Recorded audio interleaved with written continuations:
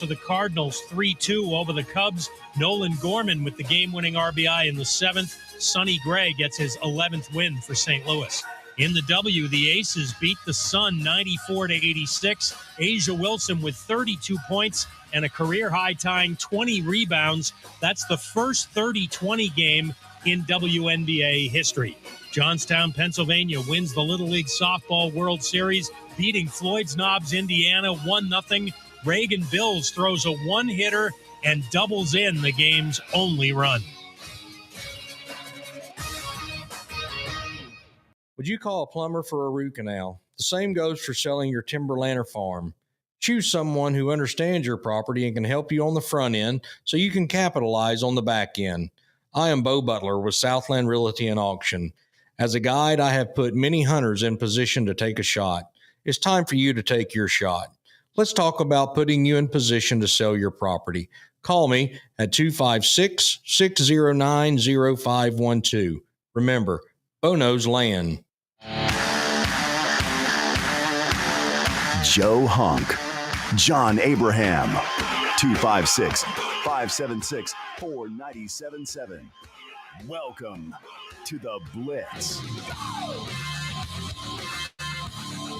Oh, yeah. We are back. We are rolling. This is the Blitz. John Abraham, Joe Hunk. 2 hours straight of sports talk, and I got to admit, I am looking forward to this one because I haven't done a show in a week, and I will say this much. I think Baghdad Bob is what they call it. I think it's finally I think it's finally affecting me. I've never actually.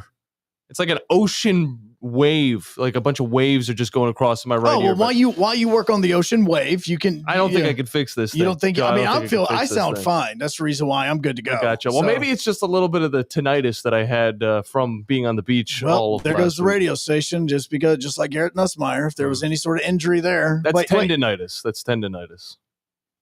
Those aren't the same thing? No, they're not. Tinnitus is like a ringing in your ear, whereas tendinitis is like a pain that you have in your leg, which, yes, Garrett Nussmeier is still dealing with that. He's going to continue dealing with that. I don't know if there's 2 minutes in, I've already learned something. A lot of fixes in that, but we will be talking a little bit about some SEC quarterbacks later on in the show, as well as some SEC in general, because of course the Alabama Crimson Tide have their first scrimmage this past weekend, but I don't know if that fully overshadows the play on field that we actually got to see, Joe, which is from the preseason. That's right. All teams across the NFL got to throw their players out onto the field, whether they were starters or not, because we got to see some people that are definitely not going to be getting some snaps during the regular season. But regardless, it was a lot of fun. I don't care what you say. I realize there are some people that my team should have picked that they just totally skipped over. And I also realize that I'm very happy that my team didn't pick some other players. And on top of that, the biggest winners go to the kickers because I felt like nobody missed a kick this past weekend. And big ups to one guy that actually drilled a 70-yard field goal in Cam Little for the Jaguars. That was hilarious.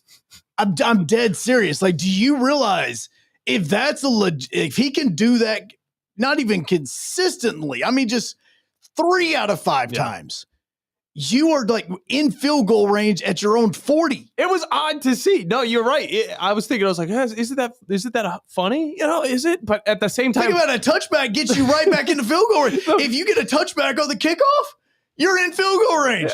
Screw that. You don't even need a touchback. What you need is just a regular kick return because everybody's been getting to like the 40-yard line. It seems like that is the consistent rate on the kick return. But yeah, no, Cam Little hitting that 70-yard field goal, definitely an odd one to see because, of course, he was like at the 50-yard line. Was it a little bit? I don't know exactly, but it was a wild one to see. It does not go towards the history books, though. So that one sucks. And on top of that, Joe, you got to think about the defensive line. All right, the coverage unit, they probably weren't going all out. Well, no, they were going to go all out just because most likely those are guys that are still trying to make the team. No. So they are going to go out. Also, I want to throw in a sidebar to this conversation. Never just look up Sam Little on X, or not X, but on Google. Never just go to Google and put in Sam Little. Who's Sam Little? Sam Little was an American serial killer who was convicted of 8 murders and confessed to committing over 93 between 1970 and 2005. Oh, he's born in Reynolds, Georgia. There you go. Shout out to Reynolds. Yeah, born in Reynolds, Georgia. He died in December 30th of 2020, and 4 life sentences without parole. It claimed for 93 different murders. Well, Joe, that is a different Sam Little. Very glad we're not talking about Sam Little, talking about Cam Little, and I can understand why you would miss up. His name. He's a 21-year-old out of Arkansas. He played Arkansas Razorbacks it was football. Sam Little the whole time. No, Sam Little's a killer. But Cam Little went to Arkansas as his second year in the NFL. He got a little bit of action last season, but now he's definitely made the record books for the Jacksonville Jaguars preseason. And why didn't Sam Pittman use him more if he's out of Arkansas? Like, why did he not kick further? Like, how are we just now finding out Cam Little, because I put in Sam Little, was able to make a 70-yard field goal? Like, I would have felt like there were many times that Sam Pittman was at the 50 and thought, man, we really could use 3 points here. Well, regardless, the kid can kick, and we definitely saw that, as well as most of the NFL kickers across the league. It seemed like everybody was making them. But we also got to see a little bit of the Tennessee Titans. It was very exciting. Of course, Cam Ward, first pick in the NFL draft, was out there on the field. We'll talk a little bit more about him in the second segment of the show. And, I also want to dabble on my own team, as well as the New York Giants, because they've got some rookie quarterbacks with a little bit of mustard. I think the Giants are in a really good position right now with what they've got going on at the QB position, but I'll hold off on that just because I want to get into a little bit of what my vacation consists of, Joe Hunk. Tell us what you did on your vacation. All right, so it's like the first day of school for all the kids that are now like going into week 2 of the year. Oh, jeez. So, John, would you like to stand in front of the class and tell us what you did on your summer vacation? I would love to, Joe. All right. What it consisted of was me waiting around for the first 4 days. Of course, the weekend goes by. The first 2 days go by. I finally get paid. All right. And then I look towards the future. The next day after payday, me and the old lady, God bless it, take a little trip down to Pensacola in the Shag Wagon, 2004 Eddie Bauer edition expedition. All right. We get on down there. We ended up buying a fan that had you put water in it, and it's like an AC fan because the Shag Wagon doesn't have any AC. Just wanted to let you guys know that. It's an expensive fix that I'm not looking to pay for right now. Regardless, we get down there. We go to Fort Pickens, which is right at the end of this island down in Pensacola, Florida. Get to look at a fort. This is my first time going around a fort, Joe. I don't know if you've ever gone to a fort. Yeah, a military Fort Payne. Fort? Oh. No, military fort. Oh, yeah. No. I've been around. Why is it called Fort Payne if there's no fort? Because there had to be a fort at some point in time. The Fort Payne listeners are going to be upset about that one. They're like, no, there's never a fort. Now I got to research why it's called Fort Payne. Regardless, I get to look at this really cool fort. There's a lot of ants on the ground. We learn a little bit about the backstory and all of that stuff. And then we go and camp out at Fort Pickens, little campgrounds. Right, it's just like, was there actually during a the fort? 1830s, prior to the Indian removal, the U.S. Army, under command of Major John Payne, built a fort. Boom! Is it still around? Dude, I just got through like the third paragraph. I just got through the third. It out. Regardless, as we find out if there is still a fort in Fort Payne, we camped in Fort Pickens, got a little walk down to the beach, got to see a lot of ghost crabs. Those ghost crabs are really cool. I've not seen a lot of ghost crabs in my life. They like to throw their the sand around a little bit. And this is like they just toss it up in the air like they're LeBron James. They just grab it and just chuck it to the side. So they just throw that stuff. It was really fun to watch. And then, of course, hopping in the ocean or the Gulf of America, as Pensacola likes to have it, and seeing the jellyfish, being a little bit scared of the jellyfish, swimming away from the jellyfish, the school of fish, quite amazing to say the least. We went go-karting. We just had one heck of a time. But sleeping in a vehicle without AC in Florida is quite miserable to say the least. Okay, let's back up to this because there's some things of this I totally missed out on. Yeah. Did you just say that you actually slept in a vehicle? Yeah, like we were camping and we slept in the vehicle. You guys didn't get like a hotel or anything? No, not the first night we slept in the vehicle. I got maybe 2 hours of sleep because I woke up 17 times. Okay. All right. And it was humid. I could hardly breathe. The fans that we had that were charged up, we bought them specifically for this vacation. They didn't work like we wanted them to. Okay. So then we get a hotel for the second night. We go to the Gulf Coast Inn. Quite a wonderful place. Pretty inexpensive, too, for where it's located because it's right next to the Pensacola Beach, and that's just like a stone's throw away. So we ended up getting a hotel, having a wonderful second night, and then a second day, and then a travel back up. 5-hour drive, not that strenuous. So it was a wonderful little vacation. Only spent 2 days down there in Pensacola, and I got to say, I love myself a good speed run of a vacation because you don't overstay your welcome, Joe. And you get to see just enough, and then you can get the hell out of there. Because, again, there's stuff to do in Pensacola, but you can only be on the beach so many times. So, see, I'm not all about that whole let's stay for a few minutes and then leave type thing. Like I did that in Dallas 1 year where I was only there for maybe 24 hours. Did you fly? No, I drove. See, Dallas is totally different. Dallas is 100% farther of a drive, Joe. That's 10-hour drive compared to the 5-hour drive that I had to commit. Yeah, see, I had to drive. And so what I did is because at the time, this was all, there was a big plan that I'd made out. Yeah. But I drove from Huntsville to Arkansas, like barely over the tip of Arkansas. May have actually, no, it may have was Texarkana? No, it wasn't Texarkana. It was, but I drove to Arkansas. Then once I then woke up the next morning, drove into Dallas, went to a football game, and then left, and then went to Birmingham because I had to call a football game 2 days later. Wow. So it was just this big, huge round trip. And then I also had tickets for the Iron Bowl. So that's the reason I stayed in Birmingham for a few more days. A little bit of fun. Yeah, no, it wasn't because that was a beatdown. And so at least it wasn't fun for me.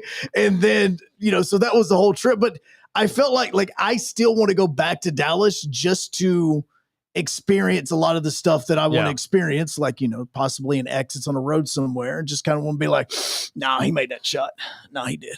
I got to see that shot. I got to see that. You got to see the X. I didn't. Yeah. Well, you definitely need to go back to Dallas, Joe. Maybe, go and hit up Huntsville Airport, take a little breeze, over there. But no, a 10-hour drive. I think you have to pay for oxygen with certain airlines, not Breeze, but just other airlines. 10-hour drive. I would spend at least 4 days at the place. I would not go 10 hours in a car just to kind of, sit around for a little bit of time. Regardless, I had a fun trip. I didn't go to Dallas. I went to Pensacola. It was a wonderful time. But I did miss out on a lot of the sports. My mind was elsewhere. And honestly, for the best, sometimes we do need to take a little, put the sports in the back seat. But as soon as I got back home, Joe, it was straight into the preseason football, all right? That means Cam Ward. That means Shador Sanders. That means Jackson Dart. All the quarterbacks that I've been following for years have now been able to touch the football at the NFL level. On top of that, Travion Henderson, absolutely legit from him. If you could compare it to baseball, his first touch was like if your first at bat was a grand slam.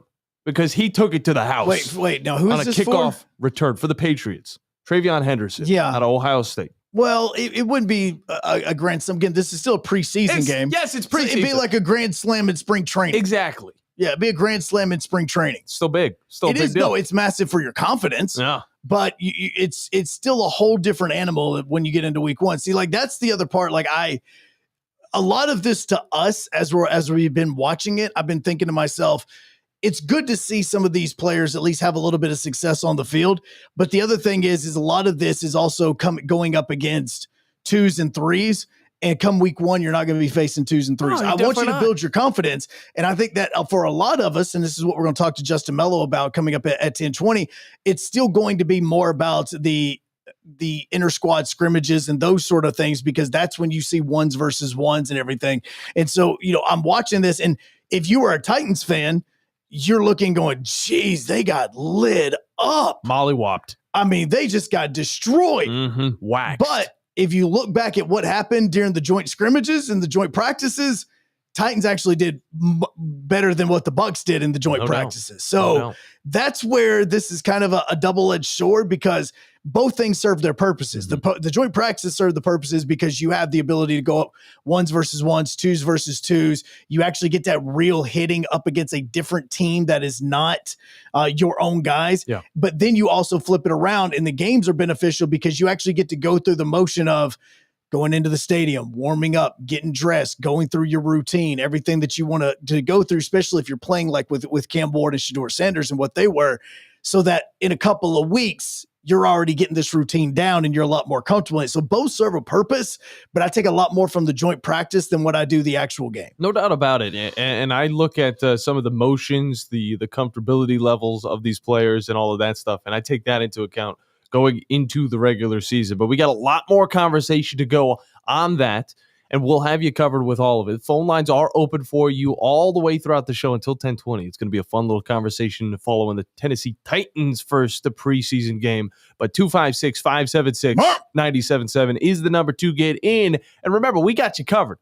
Similar to Fleming Roofing and Restoration, the guys that you need to talk to about all of your roofing needs. If you're having any roofing problems, make sure you look them up online, FlemingHSV.com, the place to go. And remember that Fleming always shows up. We'll take it to break. When we get back, a little bit more Tennessee Titans football on the other side, as well as some more preseason. And Greg, you're going to be first up when we come back as well, because I cannot wait to hear this question. No doubt about it. This is one that we've all had. The Blitz here on 97.7 ESPN The Zone, ESPN Winchester, and WZZN TV.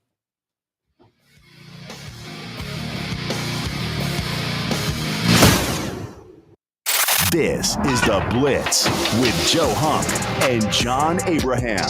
256-576-4977.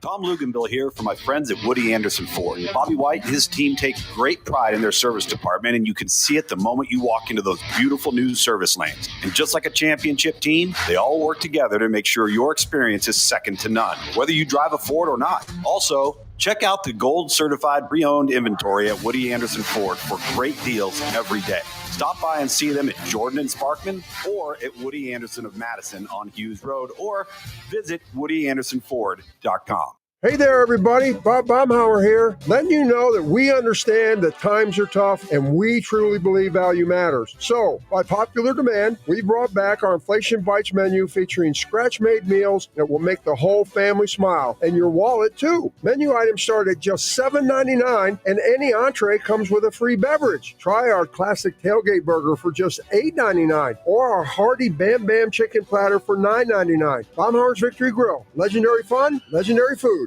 Isn't the story of the prodigal son an amazing story? Basically, a rowdy boy who literally wished his father dead ran away and consumed his wealth with hard and fast living. Yet the father looked for his return every day, and when the boy got tired of eating pig slop, he decided to return. What did the father do? As soon as he saw that boy, he ran to him, threw his arms around him, and killed the fatted calf for a great celebration. Hey, I'm John Dees, pastor of the Cross Point Church. If you're looking for a church home, come see us, smack dab across the street from the YMCA in Madison. Your home of the Alabama Crimson Tide is 97.7 ESPN The Zone. Looking deep downfield, looking for Williams. Comes back, makes the catch, trying to split defenders, makes them bang into each other, stays on his feet, breaks a tackle, scores!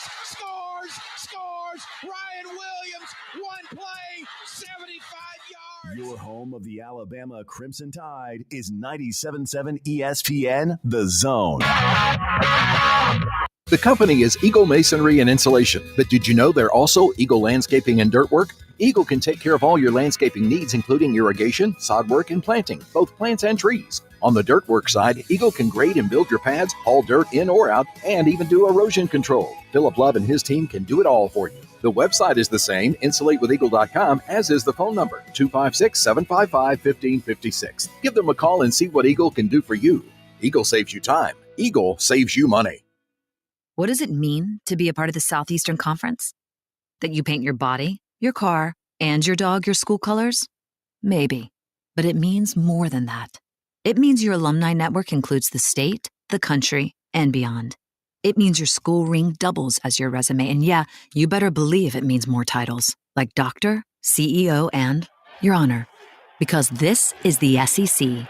And here, it just means more. Your Fox 54 weather, brought to you by Tellini's Italiano. I'm Fox 54 meteorologist Emily Owen. Scattered showers and a few thunderstorms will be possible heading into this Monday afternoon. Otherwise, expect to continue to sit under a partly cloudy sky. High temperatures reach the upper 80s for the afternoon. Heading into our Monday night, rain chances decrease. Low temperatures fall into the low 70s. Your Fox 54 weather, only on 97.7 ESPN The Zone.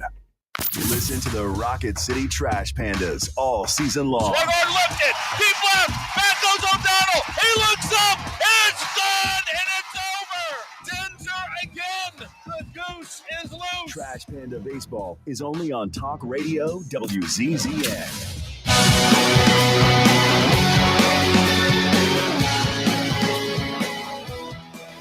Hello and welcome back into the show. John Abraham, Joe Hunk, 2 hours straight here on 97.7 ESPN The Zone. 1 hour over on ESPN Winchester, so make sure you guys get in before 10 o'clock, 256-576-97.7. And let's hop into those phone lines as we get things rolling.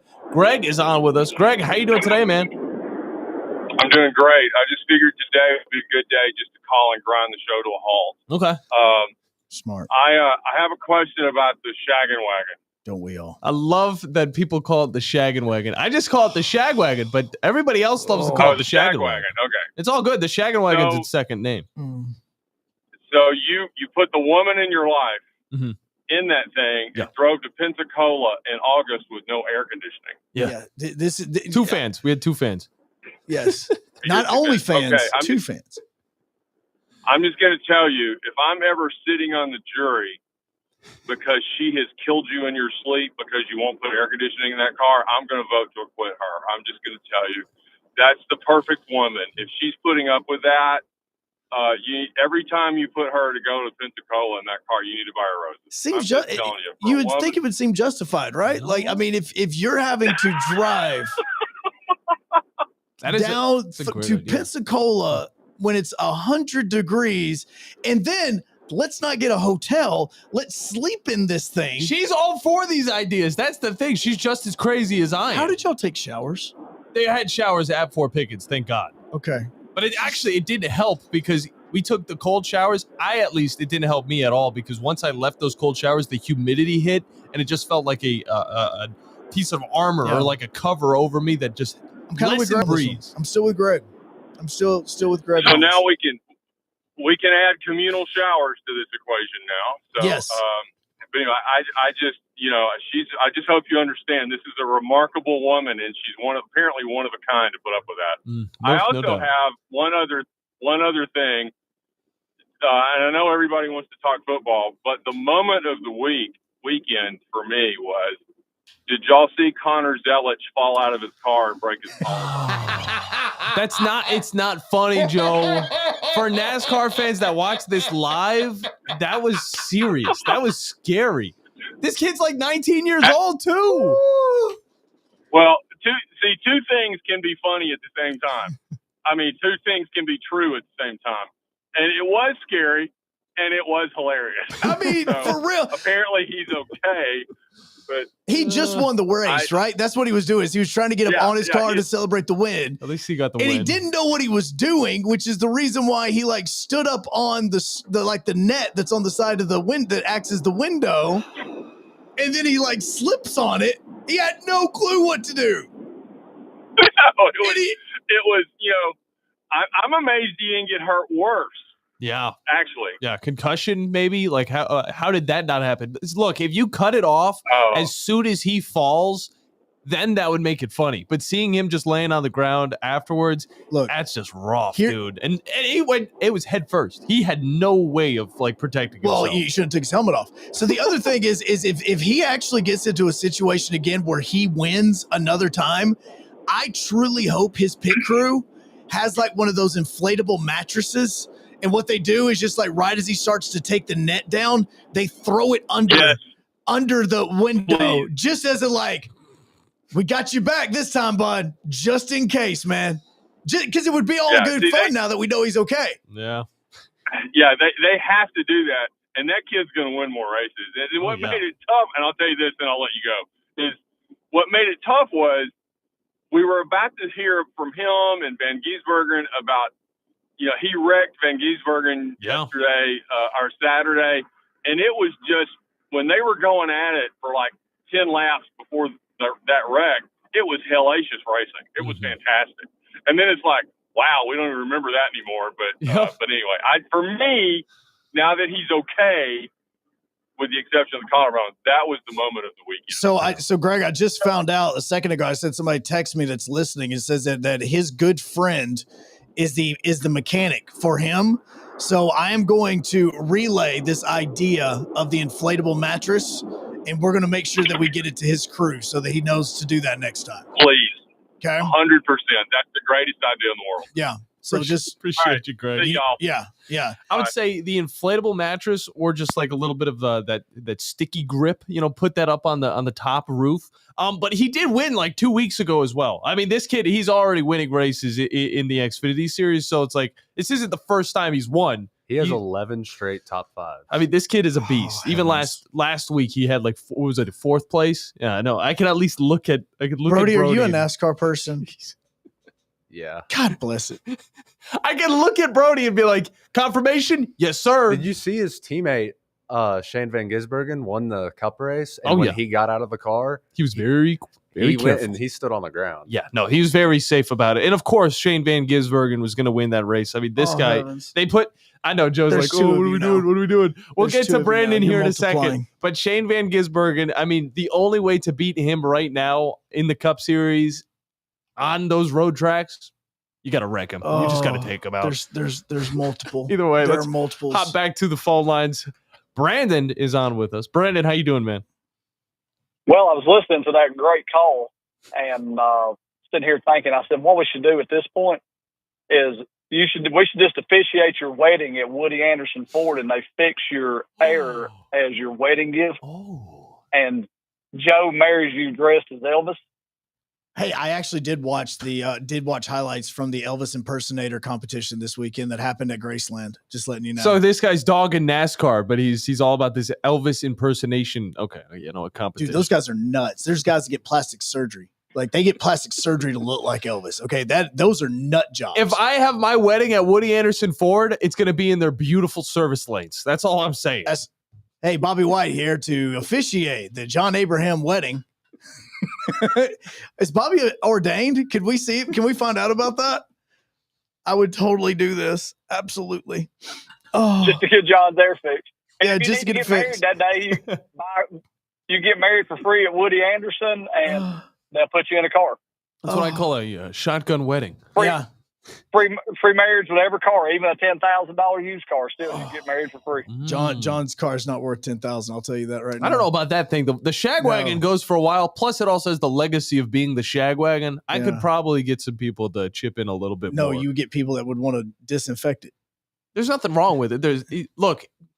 Okay. York says, I'm just a NASCAR hater. Yes, I am. He is. I am a proud NASCAR hater. Yeah. But now there's multiple NASCAR people on this radio station, and it's really starting to make my head hurt. It's all right. Brandon, what else you got?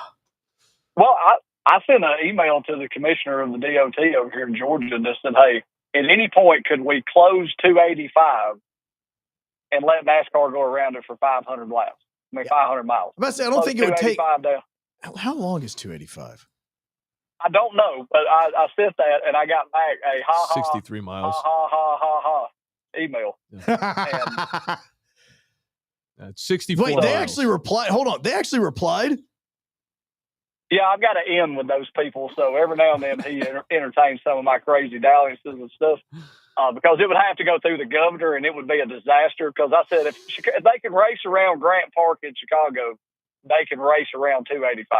That would be it would be cool. Action packed. Yeah, I think it would only be like 7.5 laps. That's all it would be. It would have to be short, but it would be like a Great American Race type of thing where it's like you are going. I don't know. I want to figure out how we could make this a legit thing. Because it's 63.98 miles, so I just rounded up to 64. Yeah, it would be 7.81 laps. Okay. And that would be 500 miles? And that would be 500 miles. Golly. Let's just do an endurance race, 24 hours, just go throughout. Well, you would have to make sure that all the vehicles were off of 285 because trust me, if they're on 285, this is going to be like a Iditarod. Like it's going to take 7 or 8 days. that would try to get through 500 miles. Cannonball Run in Atlanta.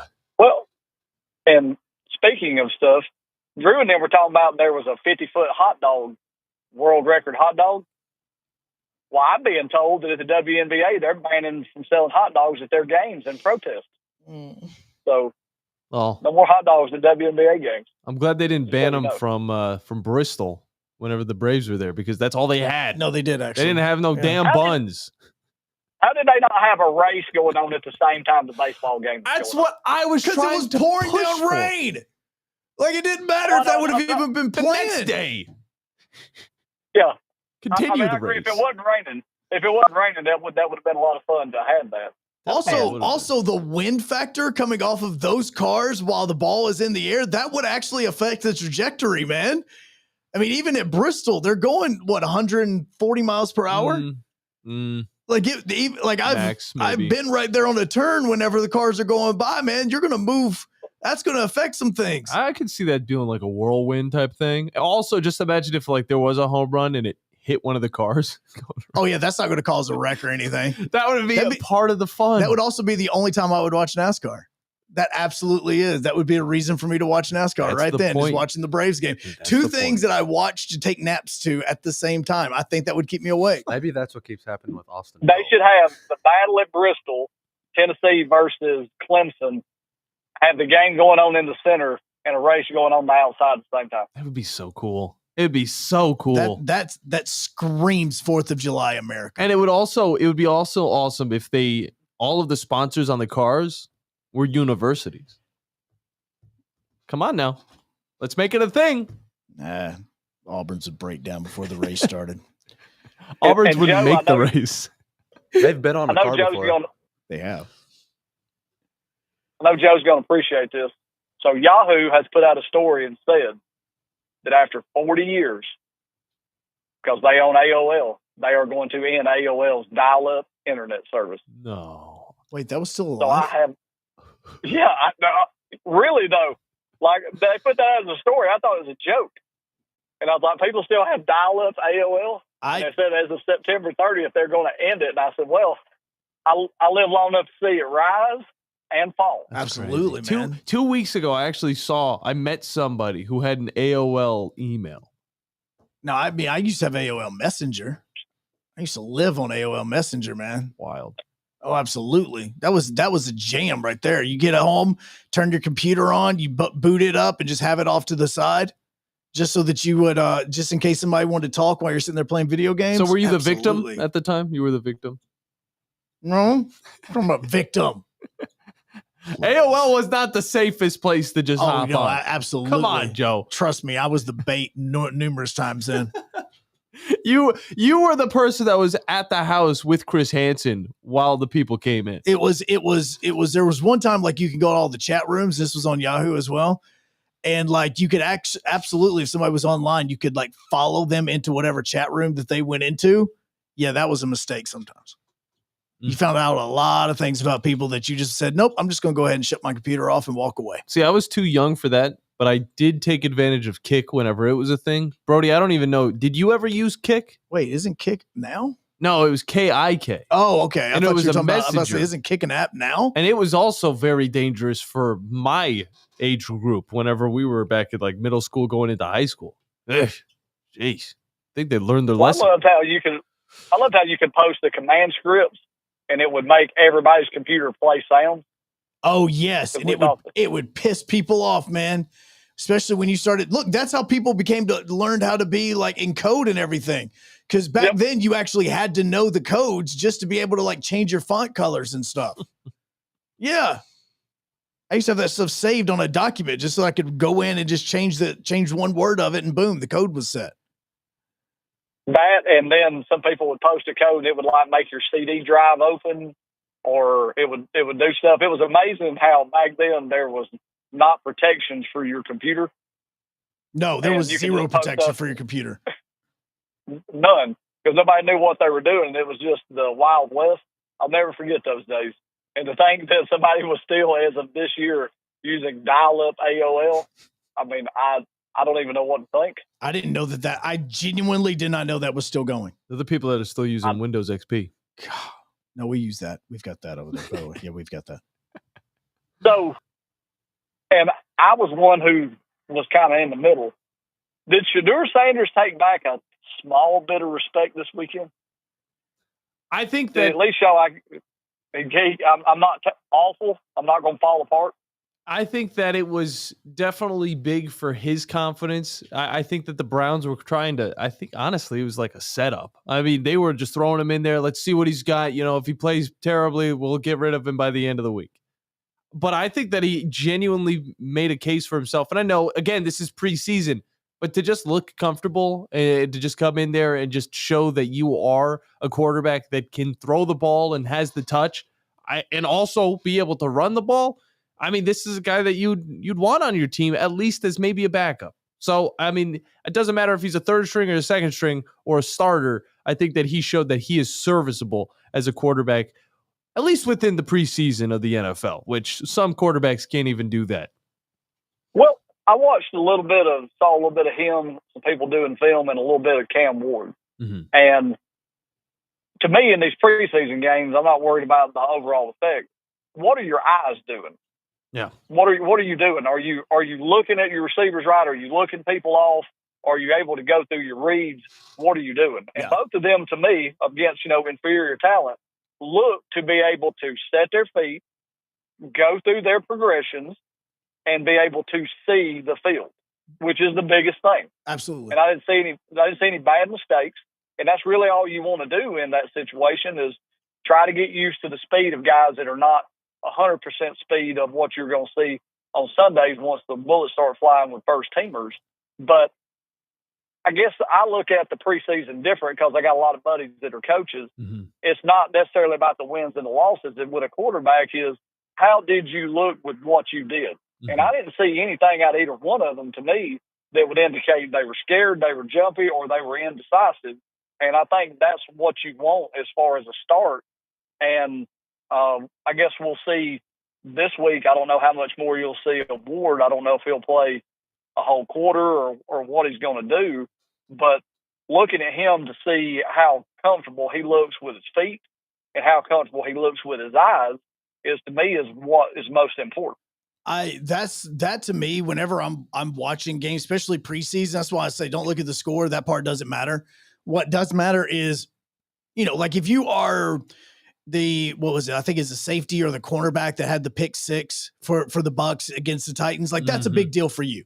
You made a great read. You were able to get the ball. You were able to make sure that you did the right thing as far as, do I need to get down? Do I need to get out of bounds? Do I need to turn my sound off? Do I need to go ahead and get into the end zone? What do I need to do? Like he did the right thing. And if you are looking at those things, that's where all of it is all about. The score doesn't matter. Like this is, and here's the crazy thing, Brandon, and this is what a lot of people don't understand. When you're watching a college football game, this is what coaches are looking at there too. Like they're not looking at, yes, they want to see what happens when you release the ball. They want to see what happens there. But, those, for instances, are you making the right decisions at the right time? That's the most important thing that I care about. Well, and we won't know this, but did you go out there and did you call the plays the right way? Because you say that, and I have people look at me, and I'm like, dude, some of this stuff in the NFL, the way you have to call it is a lot to be said, and it's a heck of a lot to remember.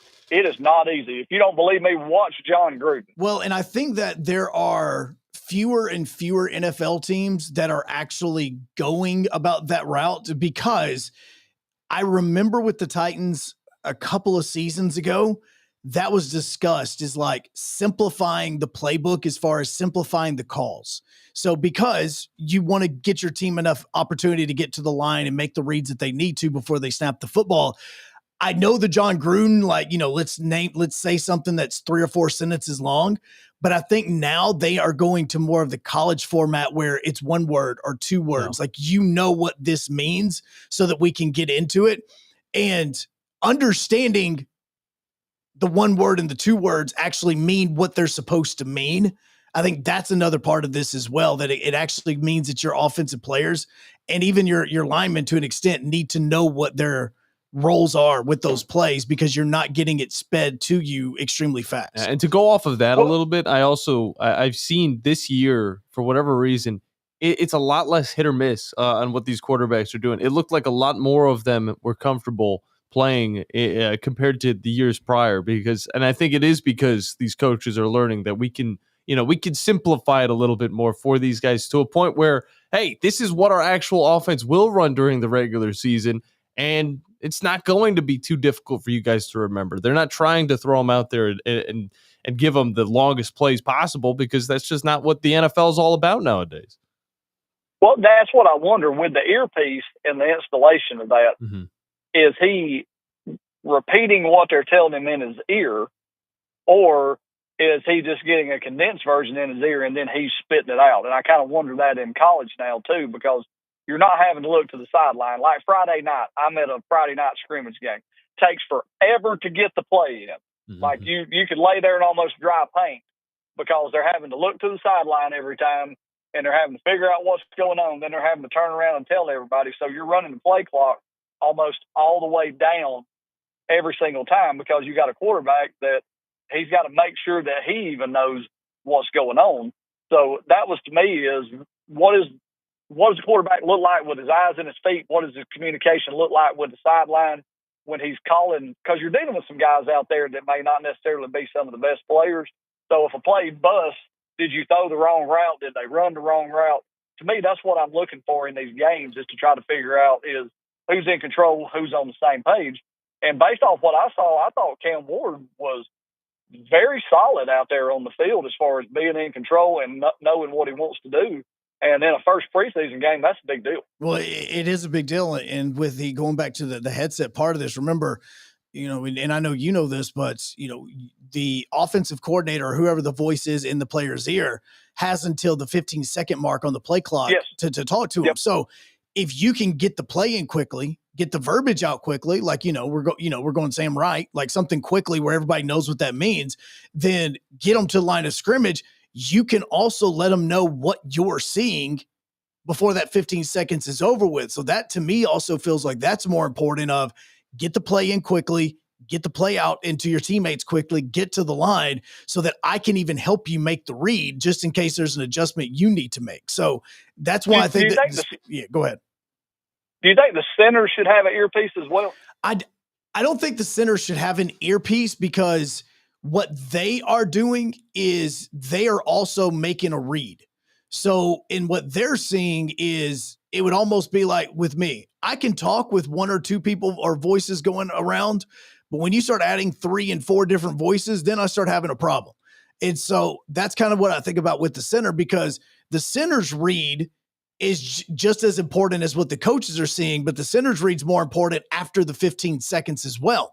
So you're having to make those decisions, and he's having to read everything himself, and especially with a young quarterback. Now, I know Corey Levin was the quarterback for Cam, or the center for Cam during that game, but when Cushenberry gets back onto the field, that's where his expertise is going to go. And I think that having another voice in your ear would actually be more annoying than what it would be helpful. Well, gentlemen, just remember, you can't no more dial-up AOL after the 30th. End of an era. Roll Tide. Roll Tide. Good stuff from you, Brandon. Do not follow people in the chat rooms. You have no clue where you're going, man. One guy, I feel like he left out because he was talking highly of Shador, talking highly of Cam. Jackson Dart, Jalen Milroe.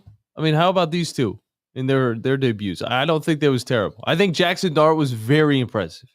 He was 12 of 19, 154 passing yards, 1 touchdown. He has some wheels. He still has some wheels. He'll show that a little bit more during the regular season, hopefully, because I don't know if Russell Wilson's going to stay that starting quarterback. But I will say right now for Jackson Dart, his situation seems perfect because he's got a guy like Russell Wilson who's won a Super Bowl. He's also got a guy like Jameis Winston who has been in the NFL for just about as long almost as Russell Wilson. Well, he's a crazy uncle too. But both of these guys have some sort of leadership to them. And I think that is going to pay dividends for Jackson Dart in his growth as an NFL quarterback. On top of that, Jalen Milroe did get a little bit of playing time. Didn't really show off too much, but he did show off that he still has legs. I mean, if he's got legs, he's going to move the ball on the ground. And that's exactly what he did. He honestly, I would give Milrose's performance probably a C. Yeah. I mean, he still showed some of the things that he showed at Alabama, the decision making, holding the football a little bit too long. I go back and I'll look at the last sack of the game. Yeah, did he hold the football too long? Yeah, absolutely. But his offensive lineman also made a mistake. And again, that was like a third string guy that was going out there.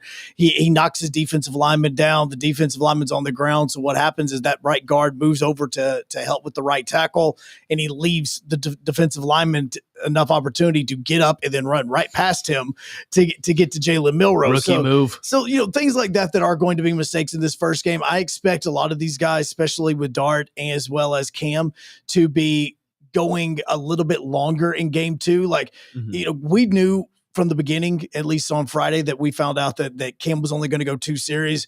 I said, okay, 1 quarter. Well, the Titans only had 1 series in the first quarter, so he had to go into the second quarter just a little bit more. After the touchdown, I would have wished that he would have kind of just went out for a third one, but I know that this was the plan.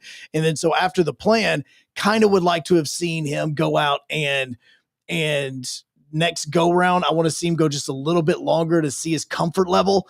And if that's the case, and if you start to make that decision of, okay, we're good, let him play a half, sitting down for the remainder of the preseason just to get ready for Denver. I totally agree. Justin Melo will be joining us at 10:20. He might give us a little bit more intel from the Tennessee Titans. Looking forward to that conversation, but we do need to hop into a break when we come back.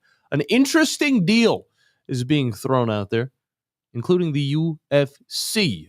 Joe will have the story on that one when we get back here on the Blitz on 97.7 ESPN The Zone, ESPN Winchester, and WZZN TV.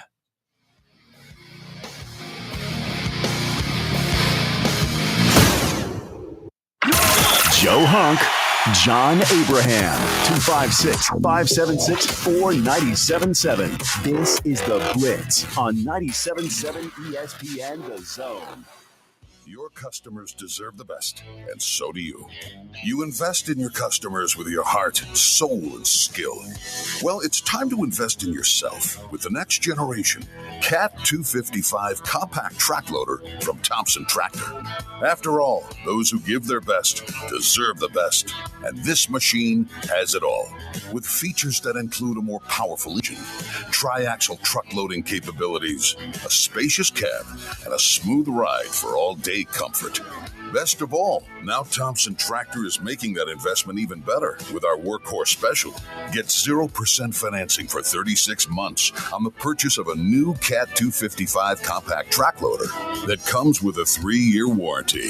You also get a 74-inch bucket and 1,000-hour filter kit. Due to popular demand, this offer is extended through September 30th. Visit ThompsonTractor.com for details. Thompson Tractor, we're here for you.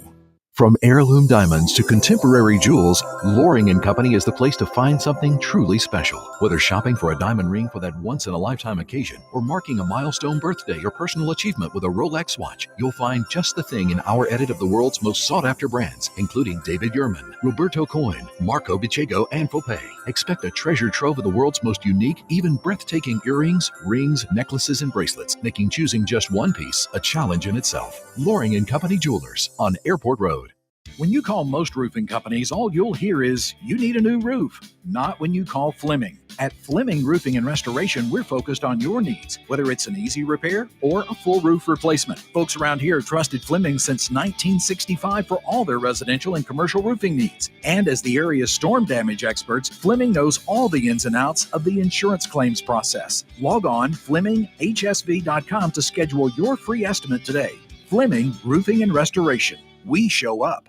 Tom Abraham here for my friend Mike Owen at Owen Home Appliance Center. You know it's hot outside, so cool down with an upright or chest freezer in stock at Owen Home Appliance Center. And don't let those beverages get hot. Get an under-counter ice machine with a built-in pump for just $12.99. Or how about a fridge out by the pool or in the garage for extra cold drinks? You can get a scratch and dent 18 cubic foot refrigerator for just $3.49 while supplies last. Go to OwenAppliance.com to learn more. That's OwenAppliance.com. I'm here with Stan McDonald of Jacob Title. Stan, I've heard that every real estate closing at Jacob Title is a very big deal. Why is that? Wes, I'm reminded of a very impactful statement that I heard from Coach Gene Stallings years ago when he talked about big games and little games. He said he didn't like that comparison. He says, because try losing one of those little games. And if you ever do, it ends up being the biggest game all year long. Well, it's the same thing with real estate closings. Every game, every closing is a very big deal at Jacob Title, because when it's your closing and your contract on the line, it's a very big deal. And we understand that at Jacob Title. So it sounds like whether your client is a first-time residential buyer or a multi-million-dollar investor, they can expect your A game. That's exactly right. As a matter of fact, when you bring your real estate closing to us at Jacob Title, we understand it's all about trust and confidence. And when Stan McDonald tells you that a chicken dips snuff, you can look under his wing for the box. And like Beebs likes to say, there's no doubt about it. The state's largest orthopedic group is growing to meet the needs of the patients in our community. The Orthopedic Center has long been the most trusted name in orthopedics in North Alabama. So as our area continues on the fast track, so does the need for premier orthopedic care anywhere and anytime you need it. TOC is proud to announce the opening of our new locations in Albertville and Hampton Cove, along with the grand opening of our newest office in Decatur. These clinics will offer the same high-quality orthopedic care you have come to associate with TOC, with the convenience of being closer to home. As a patient, your time is your most precious asset, and we recognize that at TOC. That's why we are also proud to announce the opening of our urgent ortho clinics to handle those bumps and bruises that need prompt attention. These clinics are available to care for acute orthopedic injuries with no appointment necessary. With 38 physicians, 20 centers of excellence, and now more than a dozen locations to serve you, TOC will continue to be the name you turn to for the best orthopedic care at the right time. Visit our website at visittoc.com for more information. TOC, helping you live a better life. If hunting and outdoor recreation are your passions, it all starts with the right property. That's where I come in. I am Bo Butler with Southland Realty and Auction, a hunting and recreational land specialist and a Jackson County native who sees land through a hunter's eyes. Just as you trust your guide on a big game hunt, you can trust me to find the perfect property for you. Thinking of selling? Let me help you make your land attract buyers. Remember, Bo knows land. Call me at 256-609-0512. Your Fox 54 weather, brought to you by Tellini's Italiano. I'm Fox 54 meteorologist Emily Owen. Partly cloudy sky to be expected for this Monday night. Will feel low temperatures fall into the low 70s for the overnight. Heading into our Tuesday, expect to see scattered showers and thunderstorms. Otherwise, we'll continue to see mostly clouds. High temperatures reaching the upper 80s for the afternoon. Your Fox 54 weather, only on 97.7 ESPN The Zone.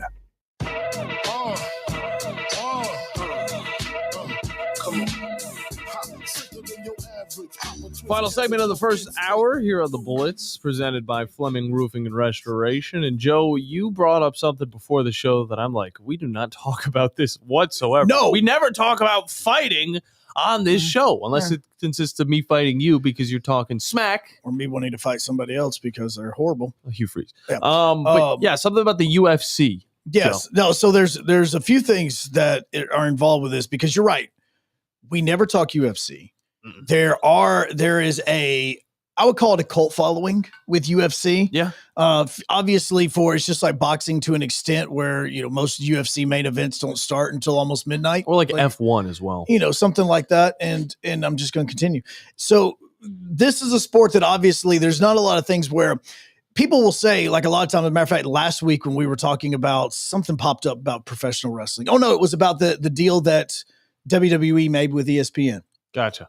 And so WWE makes this deal, and they were saying that you now had to pay $29.99 for their premier PLEs, like your WrestleMania, your Royal Rumble, those types of things, and people were freaking out. And WWE came back and said, look, no, we need to rephrase this. If you do not own a subscription to like YouTube TV, DirecTV, and all that, then you would have to pay for the ESPN app. And that would in turn, which is supposed to be like $29.99, is going to get you the pay-per-view. So they come out and say that. The best thing that WWE ever did was add the ability to watch all of the pay-per-views, where you weren't having to pay $20 or $25 to watch, No Way Out whenever you were like, this card sucks, I really don't want to, and I'm just going to have it on in the background. What they did is, creating the WWE network, eventually moving to Peacock, is it gave everybody the ability to watch it. And obviously we have seen how the fandom has grown over the course of especially the last 3 or 4 years.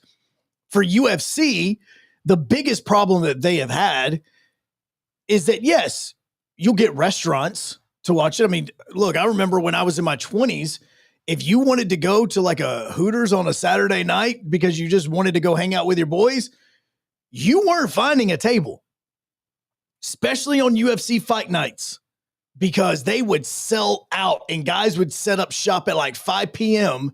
and they would hang out there all the way through midnight. I was not going to do that because I wasn't into UFC that much. But they just announced a few hours ago that they are now signing a brand new deal with Paramount Plus for $7.7 billion. Whew. That's more than the Star Wars brand sold for. It is a 7-year, $7.7 billion deal. It means $1.1 billion per year. And don't forget, UFC is also owned by TKO, which also owns WWE. So if you want to talk about brand exposure and growing your brand, obviously this is a WWE method that I think UFC is taken over. But I will now pull up UFC fights.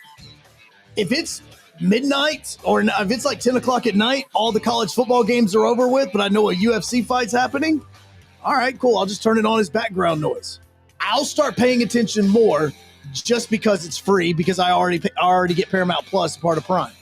I'm already in. You guys going to be in with Joe Hunk on the UFC, or are you going to decide to watch some Western football whenever the college football season be on too? We'll see about that. The UFC fight will be on as well. We'll be on in the second hour. We'll see you guys over there.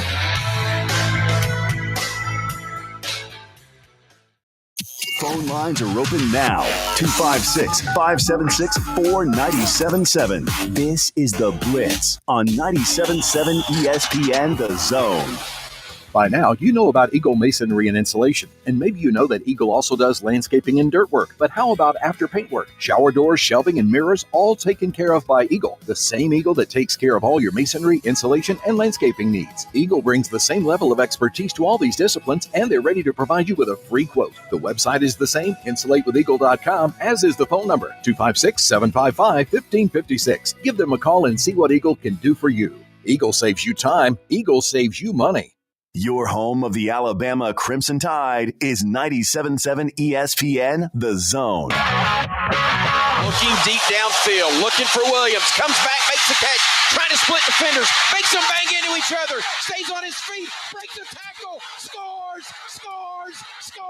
Ryan Williams, one play, 75 yards. Your home of the Alabama Crimson Tide is 97.7 ESPN The Zone. No representation is made that the quality of legal services to be performed is greater than the quality of legal services performed by other lawyers. A wise man once said, if you take care of old folks and children, everything in the middle will take care of itself. Hi, I'm Danny Aldridge, lawyer in Alabama and Tennessee. In the next 20 years, the number of those folks over 65 years of age will more than double.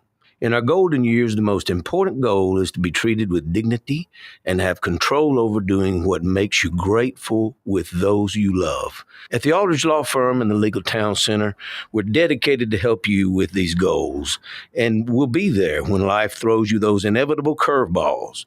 Let us assist you with your legal needs, whatever they may be or become. You may reach us by phone at 256-534-3188 or online with Dan at danaldridgelaw.com. Just remember, we're here to help. Whether it's personal injury, wrongful death, fraud and cheat, or estate planning made complete, we're here to help. From the University of Alabama, this is Crimson Tide Today. It's a daily update on Bama sports, and it's brought to you by Guthrie's, home of the original chicken finger and proud partner of the Alabama Crimson Tide. Visit us in-store or online at Guthrie'sChicken.com. Roll Tide. Hello again, everybody. I'm Roger Hoover. Here are comments from Alabama football offensive coordinator Ryan Grubb as preseason practice continues in Tuscaloosa. GM Miller. He's the man. Love that guy. So GM's been doing everything. I think, the thing about a guy like GM, you love older guys that don't feel like their skill set's complete. And what I mean by that is I think GM really wholeheartedly takes on, like, there's things that I can get better at. And he works at them extremely hard. He's very diligent about his process. And so he's a good leader in the room. I'll have more in a moment.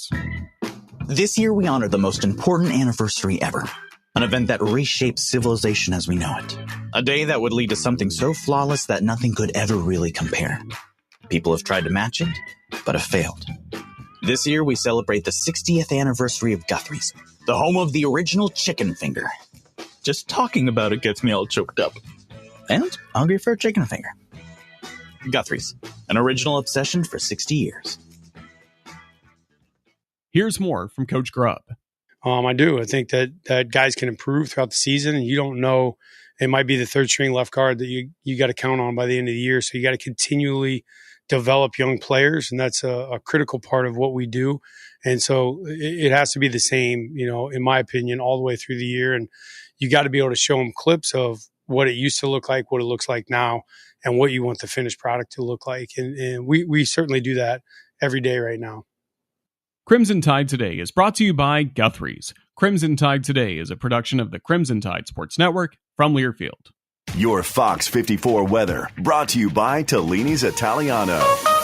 I'm Fox 54 meteorologist Emily Owen. Scattered showers and a few thunderstorms will be possible heading into this Monday afternoon. Otherwise, expect to continue to sit under a partly cloudy sky. High temperatures reach the upper 80s for the afternoon. Heading into our Monday night, rain chances decrease. Low temperatures fall into the low 70s. Your Fox 54 weather, only on 97.7 ESPN The Zone.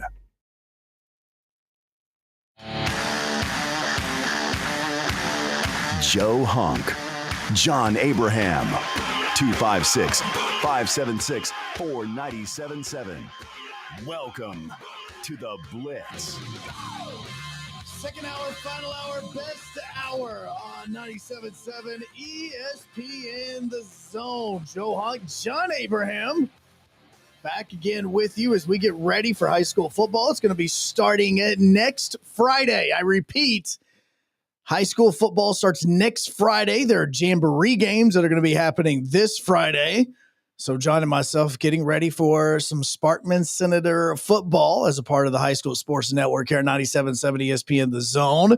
We've also got 4 other teams that you are going to be able to listen to on a weekly basis. Make sure that you download that 97.7 ESPN The Zone app. Coming up in about 20 minutes from right now, Justin Melo is going to be joining us, where he is going to help us break down what the Tennessee Titans did and did not do down in Tampa, as Cam Ward got his first professional start in a preseason game. And so we'll get his grades out from that. And speaking of grades, first off, always brought to you by Fleming Roofing and Restoration. Great, eh? What type of transition was that?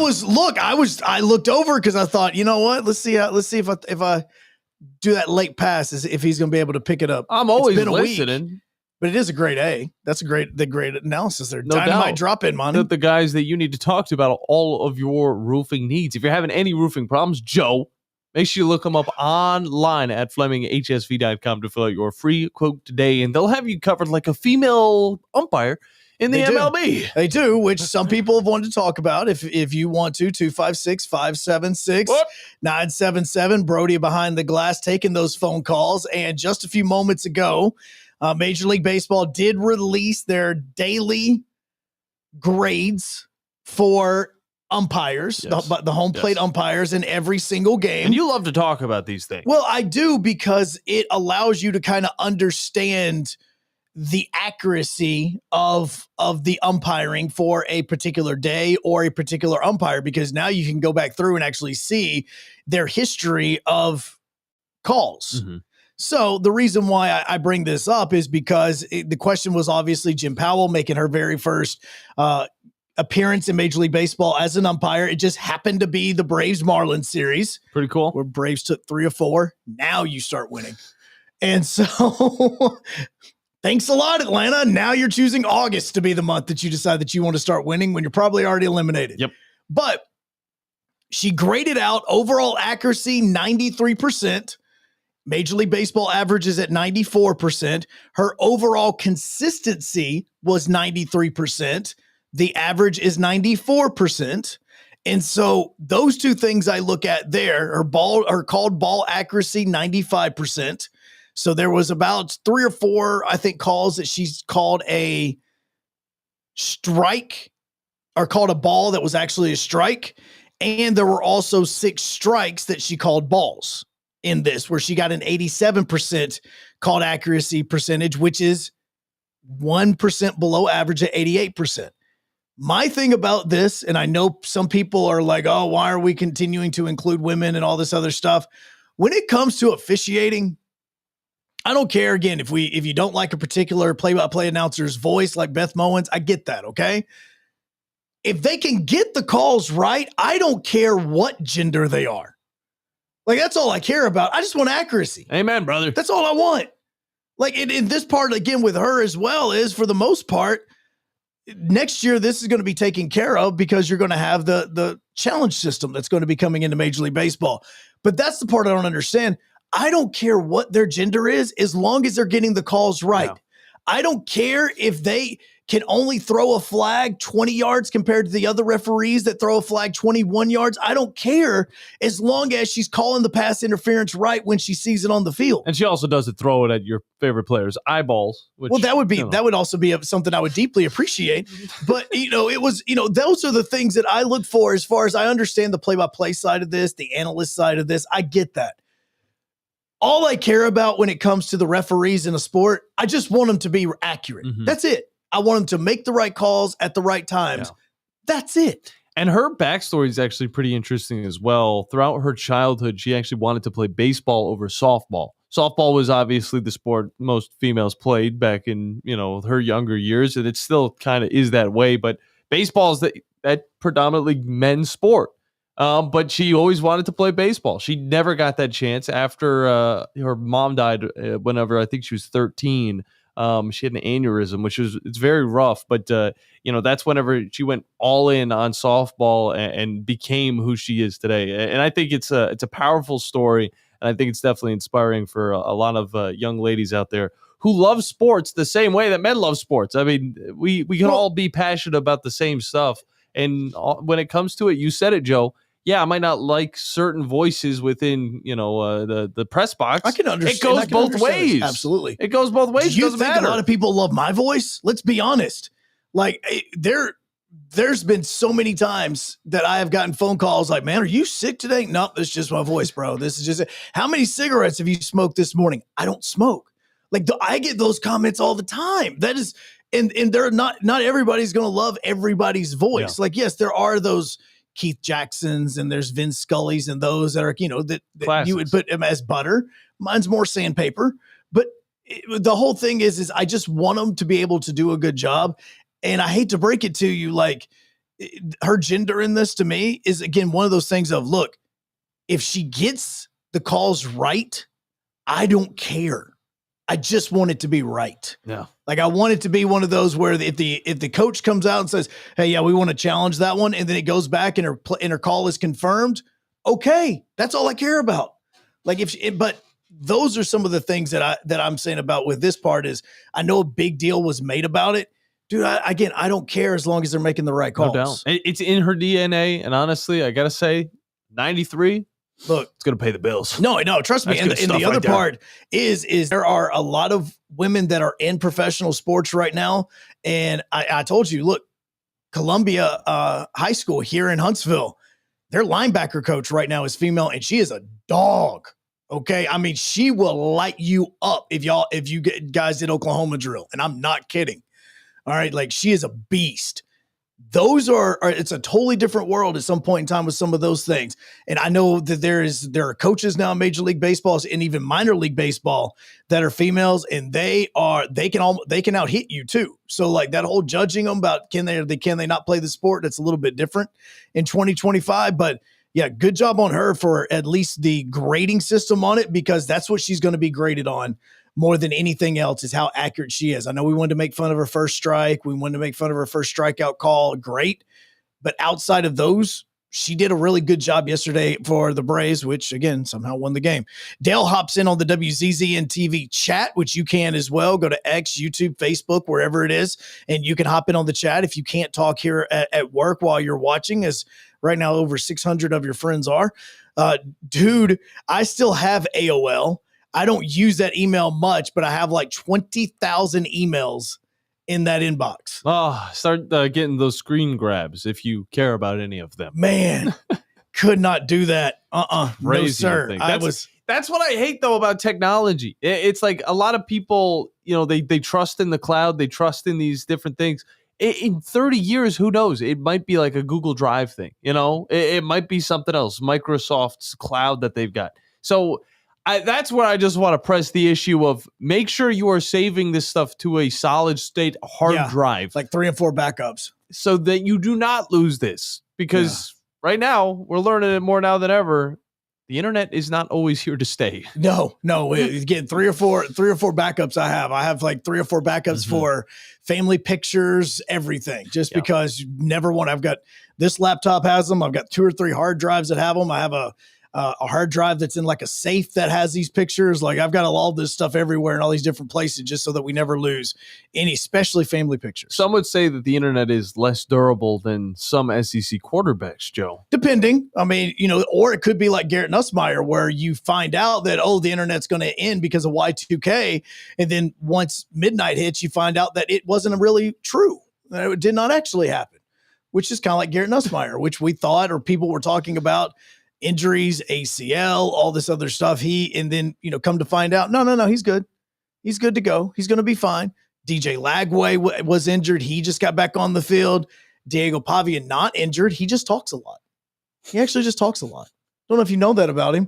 He likes to make bold statements and, kind of like, hey, can't wait to get back on the field and go try to win a national championship with my team. That's so wild. That's so wild to think. And some people are buying in on it as well. Vanderbilt. I mean, it's not the same Vanderbilt. It's not your dad's Vanderbilt. This is a team that honestly could do something, but national championship's a bold statement right there. But what did he say lately? Has he said anything? Oh, no, he said something on Feinbaum last week while you were gone. Golly. Yeah. Oh, yeah. See, now this, I didn't even think about the fact that you hadn't heard this yet because you were gone. It didn't click with me that John has not heard this from Diego Pavia.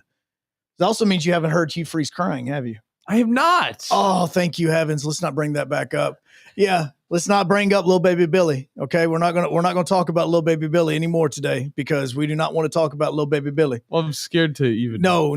I'll play little baby now. Billy for you in the commercial break because we are not doing that today. I'm telling you that right now. Gotcha. We are not going to play.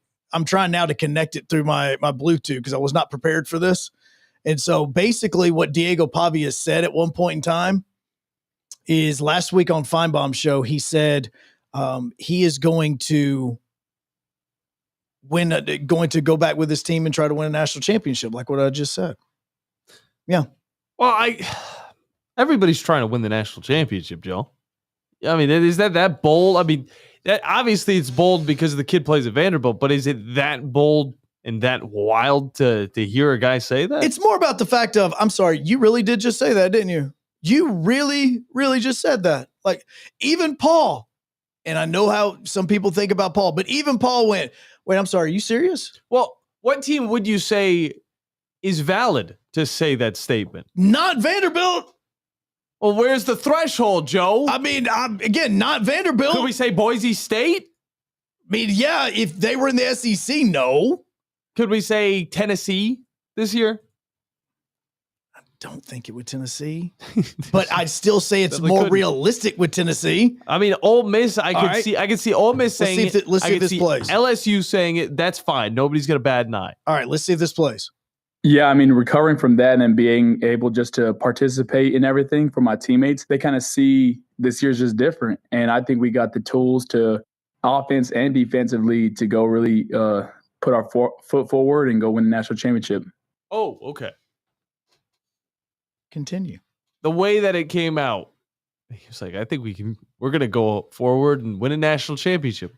Not play for a national championship. Win. Not go to the playoffs and possibly win a national championship. That's right. He was confident about that. Yeah, they're holding the Olympic globe up or whatever that thing is. That's what they want. Is it all smoke, Joe? You think it's all just smoke and mirrors? No, I want him to have the confidence. I absolutely want him to have the confidence. But you know what happens if he gets injured?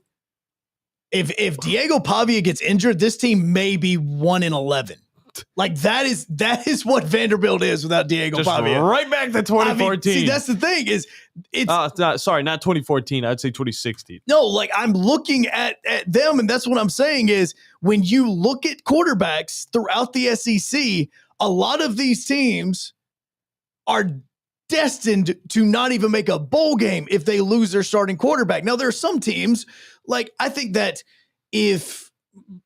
for instance, if Tennessee were to lose Aguilar, I don't think it would be too bad of a drop-off to go to their backup quarterback, okay? DJ Lagway, if he were knocked out for Florida, I don't think Harrison Bailey's going to go in and run that offense the same way that DJ Lagway would. Like, those are the types of things that I'm referring to. If Lenore Sellers goes down, do you even know who the backup for him is? Because at one point in time, it was the former Auburn quarterback. Yeah, no, I knew that. Who would it be? It was Robbie Ashford last year, of course. I remember him playing against a little bit against LSU, and that was a close one. But who do they have as their backup? So for Lenore Sellers, it's going to be Luke Dottie. Luke Dottie is going to be the backup for him. Aaron Noland is the third string quarterback. Yeah, Luke Dottie is out of Myrtle Beach. He is a grad transfer out of Myrtle Beach High School. Oh, dirty Myrtle. Should have just went to Coastal Carolina. Those Myrtles. Should have went to Coastal Carolina. I don't even know if he's played a full, I'm looking up and trying to find stats for him right now. He's been with South Carolina for 2 years. I don't know if he ever actually did anything else before that. But old Dottie, Luke Dottie. Myrtle. Yeah, is going to be your backup quarterback as of right now. They have another one that transferred in from Ohio State, and his name is absolutely amazing because it's Air Nolan. Yeah, it's badass. But don't know where he's going to be on the depth chart. So, but if they lose Lenore Sellers, they are screwed. That's a totally shifted team. I mean, you can look at a team like LSU. Obviously, Garrett Nussmeier, he's been a hot topic as of lately. You look at their second string, and I mean, that's not too much of a fall off. I mean, isn't it Van Buren? He was at Mississippi State. He was. It's a different type of quarterback, so it is a different type of offense that LSU would need to be running compared to a pocket passer, and then you transfer it to a guy that is definitely a little bit more on the ground, boots on the ground. I think it would be somebody that could, as long as they made right decisions, would be able to get you through a POS game. Like, would be able to get you through.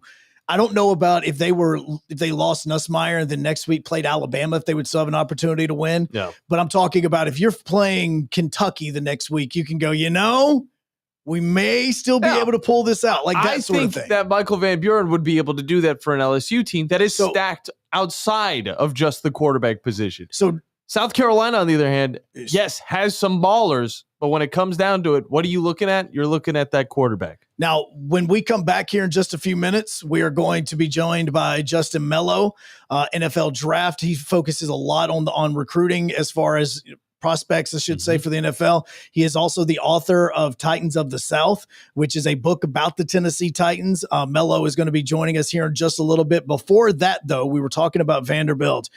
If you are a person of faith, please say a little bit of a prayer for a friend of mine and somebody that we've had on the air before, Jim Wyatt. He is the beat writer and he is the head man for everything TennesseeTitans.com. Whenever he covers the team, travels with the team, does everything with them.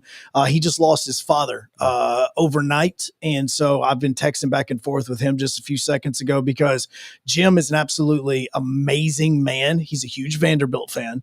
He is an amazing person, human being, and he was so good at his job when he worked in Nashville that the Titans actually hired him away from the newspaper he was working for because they were like, we need to stop you from getting all these scoops that you get, so we're going to hire you.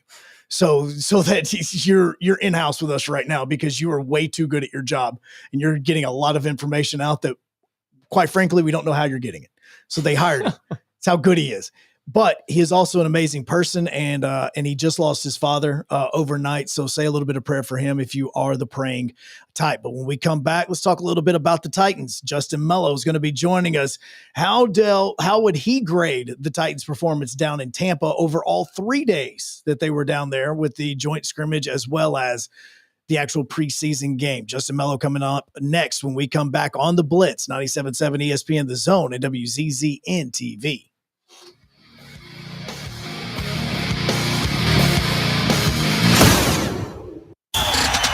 Joe Hunk, John Abraham. You can watch the Blitz live now on X at 97.7 ESPN. I'm here with our good friend John Kendall. He's got 23 years of retail mortgage experience in the Tennessee Valley, and he's powered up with the #1 retail mortgage lender in the nation. That's right, Scott. We have joined with Cross Country Mortgage, and that is true. We're the #1 retail mortgage lender in America. And with that powerhouse team and our experience here locally, we're ready to go. They've got 120 mortgage, refinance, and home equity solutions to fit every need. If you call on Cross Country Mortgage, it is for the win. That's right. You can reach me, Scott, at 256-562-3780, or you can go to crosscountrymortgage.com and then search my name. It's Cross Country Mortgage and John Kendall, a powerhouse team. One more time, John. That's crosscountrymortgage.com, 256-562-3780. If we can't close your loan, it simply cannot be closed. Equal Housing Opportunity Company, NMLS, number 3029. I'm here with Stan McDonald of Jacob Title. Stan, I've heard that every real estate closing at Jacob Title is a very big deal. Why is that? Wes, I'm reminded of a very impactful statement that I heard from Coach Gene Stallings years ago when he talked about big games and little games. He said he didn't like that comparison. He says, because try losing one of those little games. And if you ever do, it ends up being the biggest game all year long. Well, it's the same thing with real estate closings. Every game, every closing is a very big deal at Jacob Title. Because when it's your closing and your contract on the line, it's a very big deal, and we understand that at Jacob Title. So it sounds like whether your client is a first-time residential buyer or a multi-million-dollar investor, they can expect your A game. That's exactly right. As a matter of fact, when you bring your real estate closing to us at Jacob Title, we understand it's all about trust and confidence. And when Stan McDonald tells you that a chicken dips snuff, you can look under his wing for the box. And like Beebs likes to say, there's no doubt about it. By now, you know about Eagle Masonry and Insulation, and maybe you know that Eagle also does landscaping and dirt work. But how about after paint work? Shower doors, shelving, and mirrors, all taken care of by Eagle, the same Eagle that takes care of all your masonry, insulation, and landscaping needs. Eagle brings the same level of expertise to all these disciplines, and they're ready to provide you with a free quote. The website is the same, insulatewitheagle.com, as is the phone number, 256-755-1556. Give them a call and see what Eagle can do for you. Eagle saves you time. Eagle saves you money. What does it mean to be a part of the Southeastern Conference? That you scheduled your wedding and even your child's birth around your school's game? Of course. But it means more than that. It means you're home to hundreds of Fulbright, Truman, Goldwater, and Rhodes Scholars. It means starting out as the birthplace of American public higher education, and now leading the way in unmanned spacecraft. This is the SEC. And here, it just means more. Let's go, everybangers. Do you still? You can do it all by yourself. Let me see you do it. Hey. Let me see you do it. Hey. We're not there just yet, but coming up in a few weeks, you are going to have some Monday Night Football every single Monday on 97.7 ESPN The Zone. You're also going to be able to watch not just our show, Talking Ball, Tom Abraham's show, The Drive, all of that over on WZZN TV simply by going to X, YouTube, and or Facebook. And you can hop in and watch it there, get those comments in, and complain about your team the way that Yorkie's complaining about how bad the Saints are. And also on top of that, we have more programming over on WZZN TV during the football season, including the Bama Recap Show, as well as the High School Scoreboard Show presented by Woody Anderson Ford and Gunnersville Ace Hardware. So definitely look forward to that. It's a lot more fun to come over on the YouTube channels as well as on Facebook and X. So make sure you guys follow so you don't miss out on any of the action here from 97.7 ESPN, The Zone. Absolutely. He is John Abraham. I am Joe Hunk. We're going to get back into your phone calls in just a bit. But let's talk about those Titans as they wrapped up 3 days down in Tampa, did 2 joint practices with the Bucs, and then finished it off Saturday night with a basically just getting their tails kicked all over after a rain delay, which was extremely fun. Let's just say there were goods and bads that came from the game and the practices, but we want to talk a little bit more about that with Justin Melo of the Draft Network. He is also part of Titans Size as well as Titans MCM, and he is the author of Titans of the South, which for some reason Justin felt it needed to add the 2025 season in there, so he decided to add that to it as well. Just in case you love to be miserable. So, Justin, why did you choose to do that, man? Because we just kind of wanted to forget about that 2024 stuff and all that. Well, I'll tell you what, we've got the launch of the book, the 2025 version. I had just missed out. The book covers the Titans' history, including the Oilers, from 1960 to 2023. The original release of the book did. It's a fair question. Why would I want to put anyone through what happened in 2024? So I'll tell you this. As we get ready to re-release the book, the new chapter that covers the 2024 season very strategically glosses over that year and gets to the fun stuff, which is drafting a quarterback at number 1 overall for the first time in franchise history. They have never done that, dating back to 1960. So part of me hated the fact that I released this book and missed out on the first number 1 overall quarterback. So the new version of the book, Titans of the South 2025 pack, is available exclusively through the book website. That's titansofthesouth.com. Comes with a bonus chapter that details the process of them falling in love with Cam Ward and why they took him number 1 overall. On top of that, every purchase comes with a free player illustrated trading card. Okay. When fans get their hands on this card, they're going to lose their minds. I don't say that lightly. The few people who have seen it can't believe how beautiful it looks. So for every single person who purchases Titans of the South through the website, titansofthesouth.com, this offers exclusive through the website. It also comes with free shipping, by the way. Every single person is going to get that free illustrated trading card included in their pack. I can't wait for people to see that player trading card. Well, and I know that you let me see a digital copy of the book. It was absolutely amazing, especially for somebody that's like an information nerd that I am about things like this. And so you're going to have hopefully a little bit more that you could possibly add to a 2026 edition. But what about last Saturday or 2 days ago? How did you feel after watching that after the joint practices? I felt better about the Titans than maybe the scoreline indicates. Yes, they lost 29-7. But what they went out to achieve out there, specifically looking to watch Cam Ward, the rookie quarterback, obviously, right? He plays 2 offensive drives. On that second series, he leads a 65-yard touchdown drive that included multiple third down conversions with his arm. Both really good, smart throws on those third down conversions. The first one is a 3rd and 9. I mean, that's obviously a third and obvious situation. He wisely hits his tight end sitting at the sticks. That you watch the replay, that ball comes out before the tight end even sits down. So really decisive, great, accurate, terrific ball placement. The next third down occurs in the red zone. 3rd and 4 from the Tampa 10-yard line. That's a tough situation. We know how condensed those areas are. Again, he's got Tyler Lockett on the crosser, hits him quickly, yard after catch opportunity. The throw is actually short of the sticks, but the ball placement is so good. He hits Tyler Lockett in stride, allows him to cross down past that third down marker. 2 plays later, they're in the end zone via a Tony Pollard rushing score. They had a 1st and 20 at one point. Penalties were an issue for this team last season, a big issue.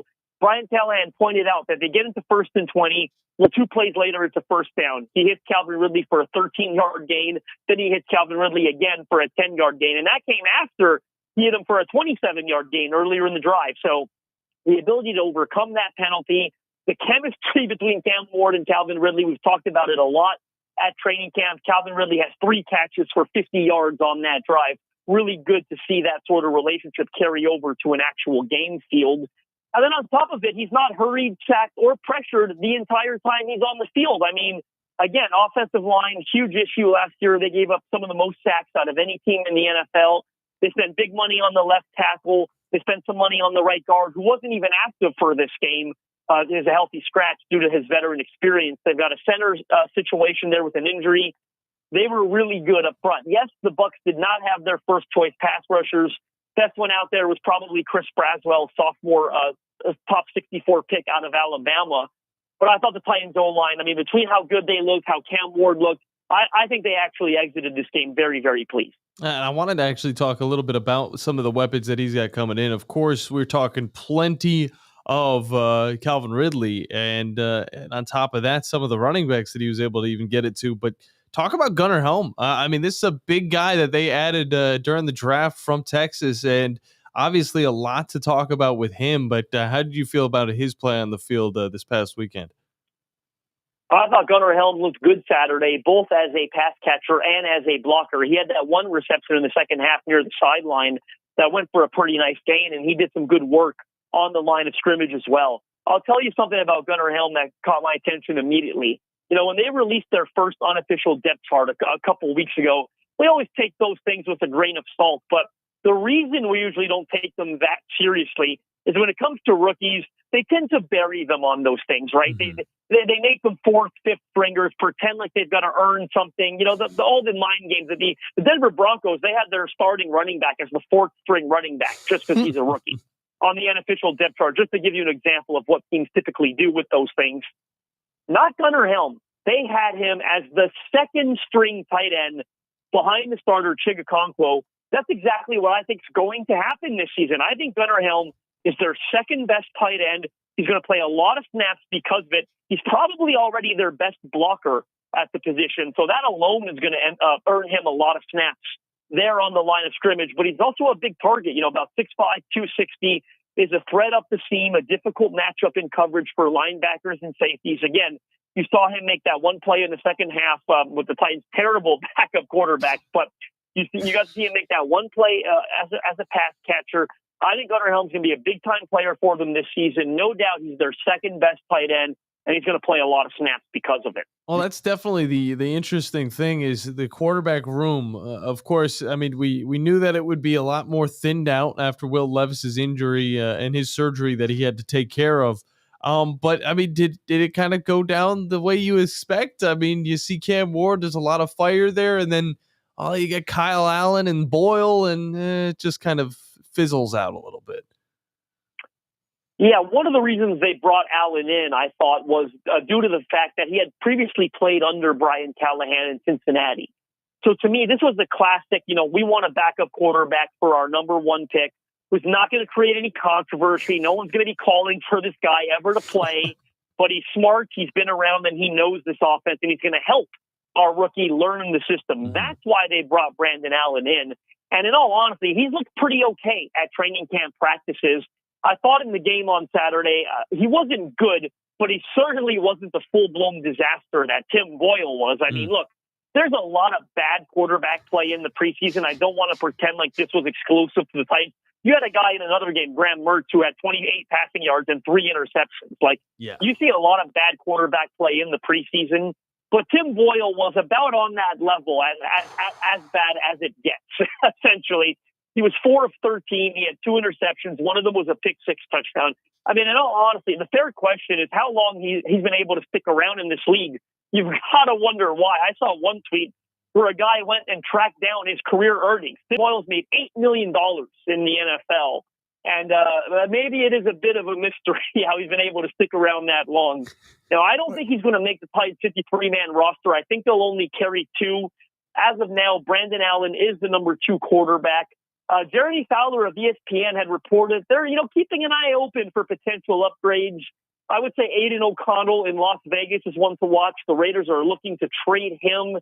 And certainly he's got some history with Titans assistant general manager Dave Ziegler, who actually drafted him as the Raiders GM back in 2023. So, they're going to, kind of look at this market, monitor it, see if there's an upgrade at backup quarterback. If not, I don't think they're going to be willing to give up any significant draft capital.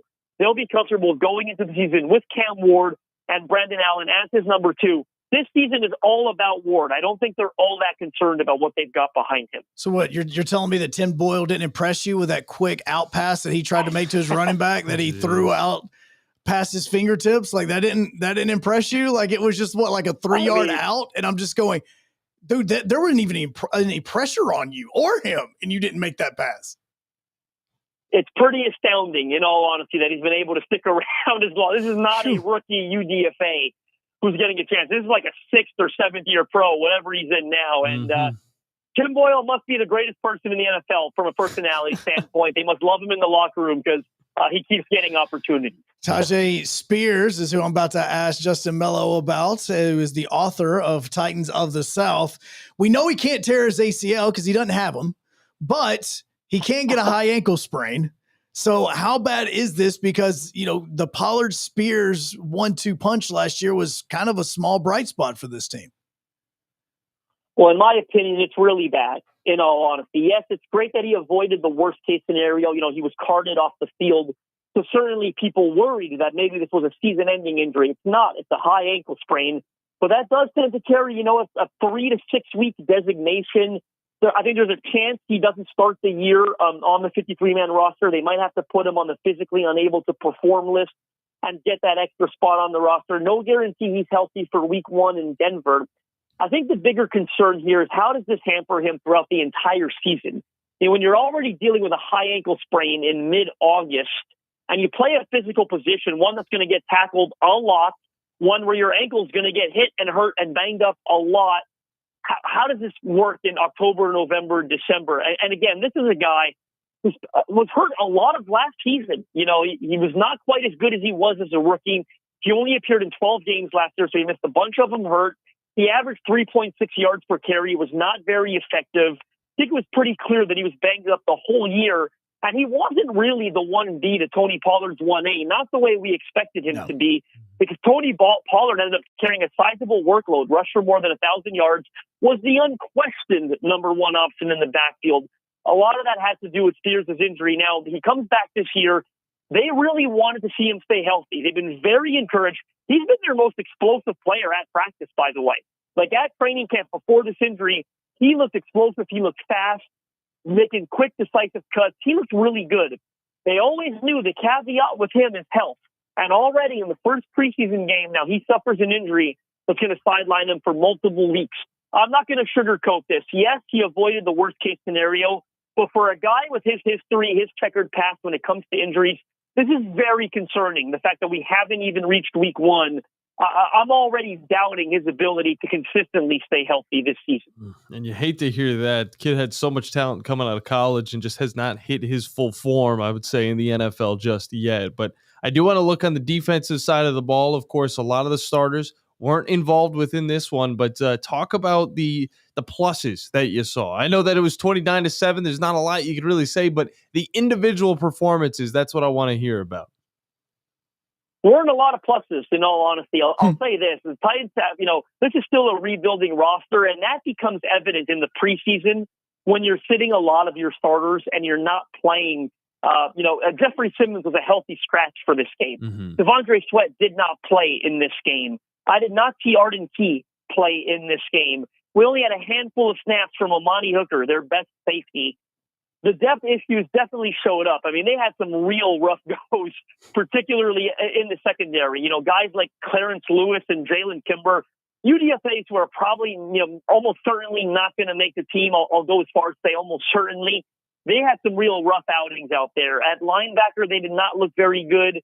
I thought the starting unit looked okay with Cody Barton, and James Williams looked really good.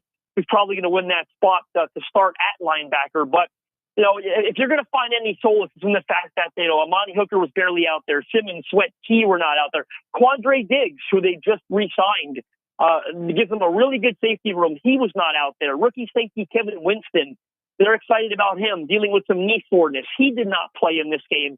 If I had to point out a couple individual performances that actually went okay, I thought James Lynch had a really good first quarter. He's probably their 4th best D-lineman.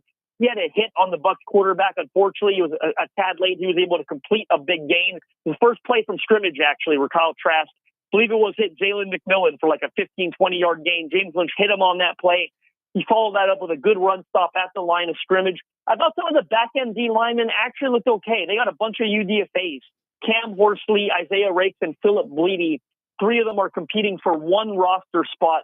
Thought they each had their moments at the line of scrimmage in the run game. Other than that, this was a pretty rough go for the back end of the Titans defense. The Quandre Diggs thing is so interesting because I remember last year us being so hyped about him and being like, man, this guy's going to come in, and then we all remember what happened. So it was one of those. It's like, okay, so is this going to be? Do you think it's going to be a repeat of 2024? Do we think he's actually going to be able to do some more than what he did in 25? Well, in my opinion, Quandre Diggs played really well for the Titans last year. The issue is he suffered a season-ending injury in like week 9 or 10. Yeah. So he wasn't out there for the duration of the year. He was pretty good throughout the early portion of it. The Titans are oddly good at safety. They're deep at safety to the point where it's not a guarantee that he's going to play a whole lot. Like, I think their starters are locked in. It's Amani Hooker, of course, and Xavier Woods, the free agent safety they signed to a 2-year deal this offseason. Now, they drafted a safety in the 3rd round in Kevin Winston Jr., who was coming off a partially torn ACL injury. But keep in mind, it was partially torn. He was a full participant at the NFL Combine, ran the 40-yard dash, ran a good time. Like, this guy was healthy throughout the pre-draft process. He's been really good at training camp. Well, now they might have felt like they overworked him a little bit. They had 5 padded practices in 6 days last week. So he's been off the last couple practices with what they're describing as knee soreness. They're trying to manage that knee as it continues to recover. Perhaps, again, a bit of a condensed schedule in pads, overworked him a bit. He's sitting out, but they expect him to be their number 3 safety. And now they bring back Quandre Diggs, who, yes, is in his early to mid-30s, maybe not as effective as he was a couple of years ago, but again, played well for the Titans last year when he was healthy, is a 3-time Pro Bowler. They bring him in to be the number 4. I mean, that gives them really good cover at safety. With Amani Hooker's has had his injuries throughout his career. Again, the issue with Kevin Winston, there's a chance that Diggs is going to play at some point this year as the number 2 or even 3 safety. But I think this is a win-win move for them. It's a 1-year contract, not a whole lot of money there.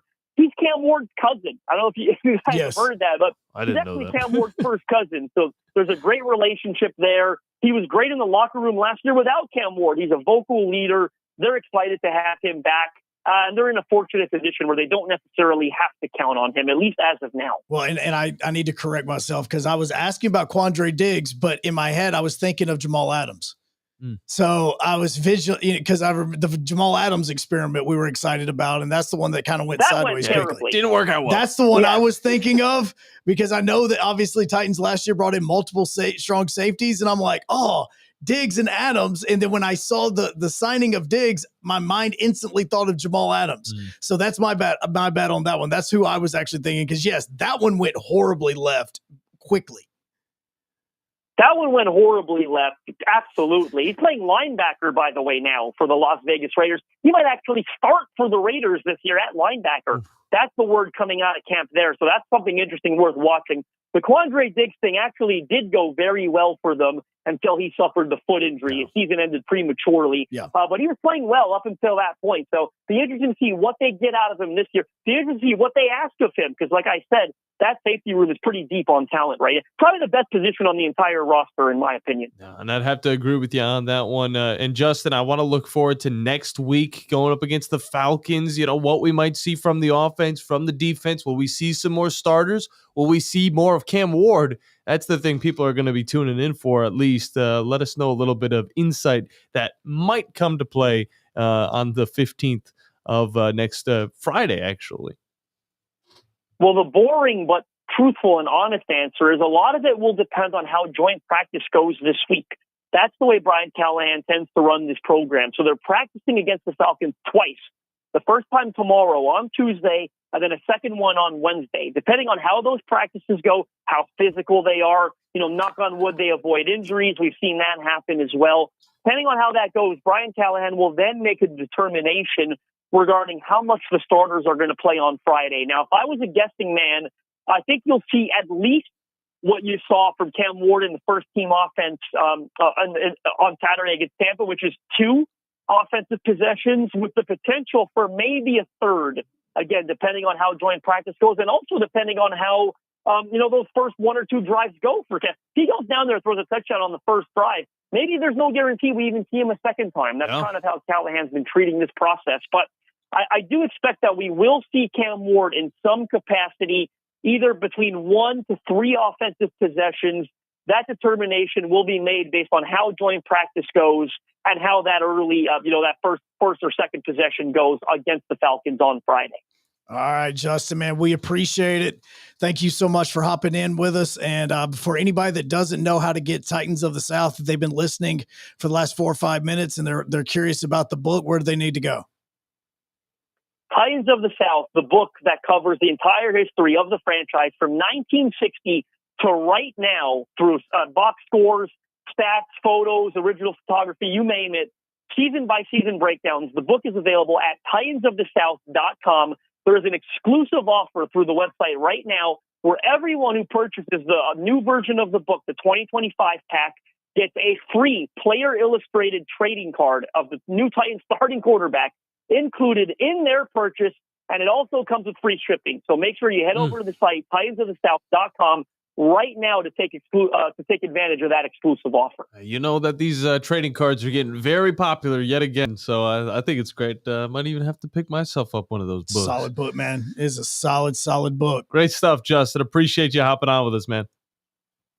Pleasure was mine, as always. All right, thank you. Don't forget to also follow him on X at JustinM_NFL. I believe this is just the second time we got Justin on. It has been. Because I remember, what was it, 2024, the book, it was the 2023 edition of the book that was coming out, something like that. And it was before that bad season last year, so it was, we didn't have to dog on that last season. And I was talking with Steve earlier or late last week, and I said, I feel so weird because I know that we obviously have a lot of Titans fans in North Alabama, but I also have so many Titans friends that work for the team or beat writers or something like that I'm like, I could get people on almost every day, but I try to kind of back off with how much, because I don't know how much is too much, how much is not enough, like that sort of thing. So obviously after Cam Ward's first game, I knew that was a really big time to get somebody on to talk about it. And obviously as the team keeps going and moving forward between both them and the Falcons, because those teams are going to be playing each other this weekend,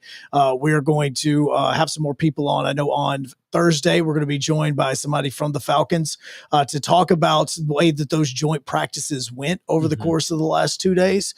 So that's going to be interesting as the Titans get ready to head over to, is it Flowery Branch is where it is, I believe, is where their actual practice facility is before they get ready to play each other in Mercedes-Benz. It's going to be a lot of excitement going into that. There was also a lot of excitement in Tuscaloosa over the weekend. We'll come back with a little bit of that conversation as well as your phone calls, 256-576-97.7, the number to get in on the Blitz here on 97.7 ESPN, The Zone, and WZZN TV.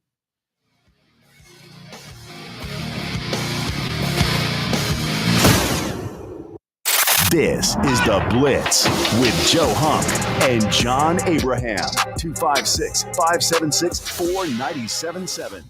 The state's largest orthopedic group is growing to meet the needs of the patients in our community. The Orthopedic Center has long been the most trusted name in orthopedics in North Alabama. So as our area continues on the fast track, so does the need for premier orthopedic care anywhere and anytime you need it. TOC is proud to announce the opening of our new locations in Albertville and Hampton Cove, along with the grand opening of our newest office in Decatur. These clinics will offer the same high-quality orthopedic care you have come to associate with TOC, with the convenience of being closer to home. As a patient, your time is your most precious asset, and we recognize that at TOC. That's why we are also proud to announce the opening of our urgent ortho clinics to handle those bumps and bruises that need prompt attention. These clinics are available to care for acute orthopedic injuries with no appointment necessary. With 38 physicians, 20 centers of excellence, and now more than a dozen locations to serve you, TOC will continue to be the name you turn to for the best orthopedic care at the right time. Visit our website at visittoc.com for more information.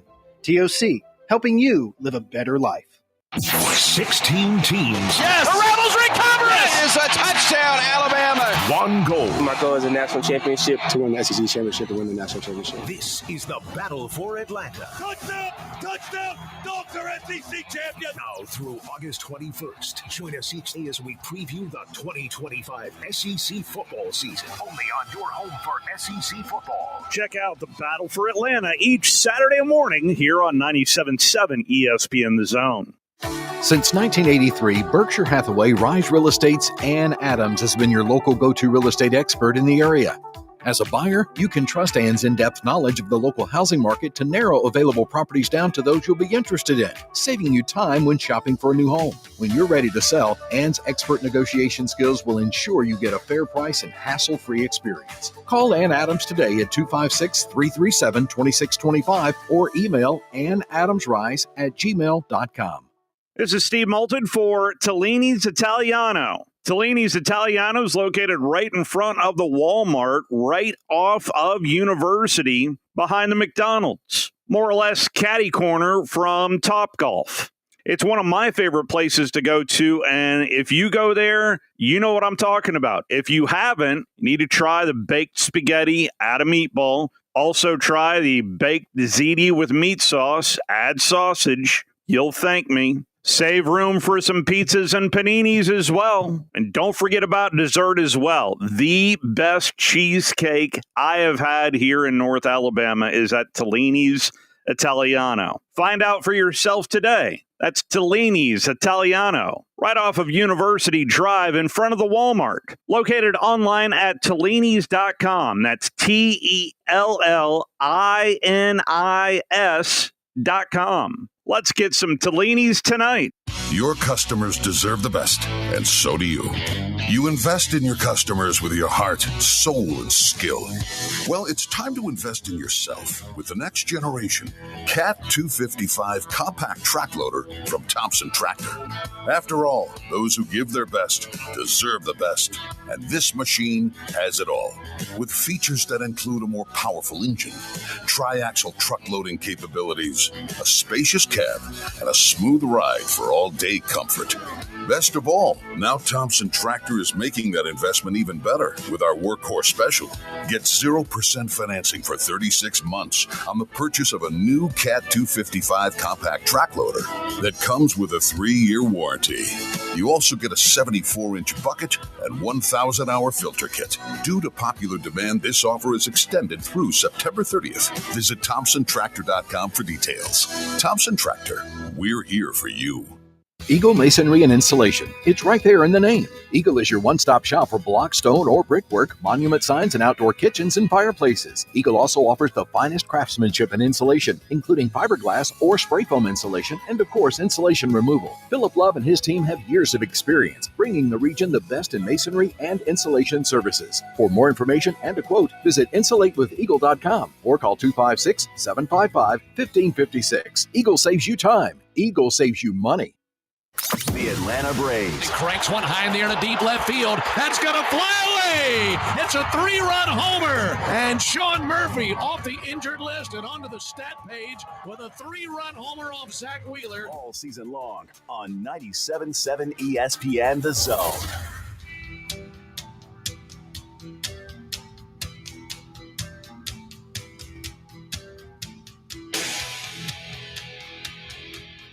Seems like this is an everyday thing now, but we have got more news about the ESPN streaming service that's supposed to be dropping on August 21st because yet another company has gotten in bed with ESPN. Would you like to guess which one it is? We talk about this on the Blitz, especially a lot last week when the ESPN and the WWE deal took place, and then ESPN added another plan, and so you're just going like, okay, like what's all going on over here when the NFL Network deal, all of that is like, when's this kind of becoming a monopoly type thing? But there is another company that is hopping on board and will be a part of the ESPN streaming service. Interesting. I don't have the ESPN streaming service. Nobody does. It doesn't drop till to the 21st. So I don't know what they don't have.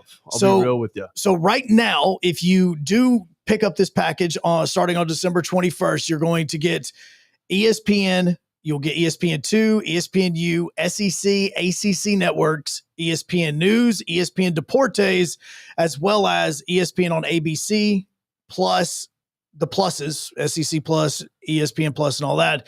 And you will also get WWE pay-per-views for certain as well. So you said it there. Did you say ABC was in there somewhere? ESPN on ABC. Those games will also be on this as well. So could we maybe see like a Fox maybe? Fox 1 will be bringing all of Fox's channels to the ESPN streaming service for an additional price.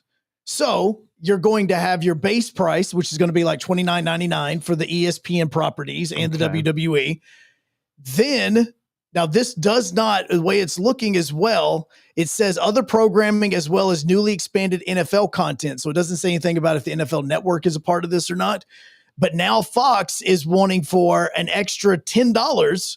You will be able to get all of the Fox properties, including Fox News, Fox Business, Fox Weather, all of the Fox Sports, the Big Ten Network, Fox Deportes, all of that included with your ESPN package if you want to pay $10 more at $39.99.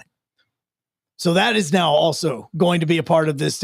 I knew it would be $10 more, but I don't know if it's worth $10 more. That's the thing for me. Like, I'm willing to pay for the ESPN Plus stuff because there's a lot of games that happen on ESPN Plus that I don't have access to. Mm-hmm. I don't care that much about anything like the Foxes want to add to this. Like, I can get all your stuff. Yeah. Like, I'm good. I mean, the beginning of the NASCAR season would be good because like 5 or 6 races are on FS1. That's the reason nobody watches. I'm just kidding. Somebody's going to try to bust out like how many people actually watched the race this weekend. And the race this week was like on the CW, and you could also find it right in between else. Reruns of Arrow and The Flash. Oh, jeez. All I know is I'm watching most of these races now on HBO Max from the like driver's perspective, and honestly, I think it does the job. Yeah, so I don't know if you're going to want to add the Fox part of this to it, but that just came out as October 2nd is when Fox 1 is going to be a part of ESPN's package. So you can then start getting that for $39.99 if you so choose. Definitely interesting. Today we talked a lot of NFL. Tomorrow we'll hop into the college scene as we got a few scrimmages. Alabama football. We'll be back. See ya. Tom Abraham coming up next. Bye. Love you. Normally, when you call a roofing company, all you hear is you need a new roof. Not when you call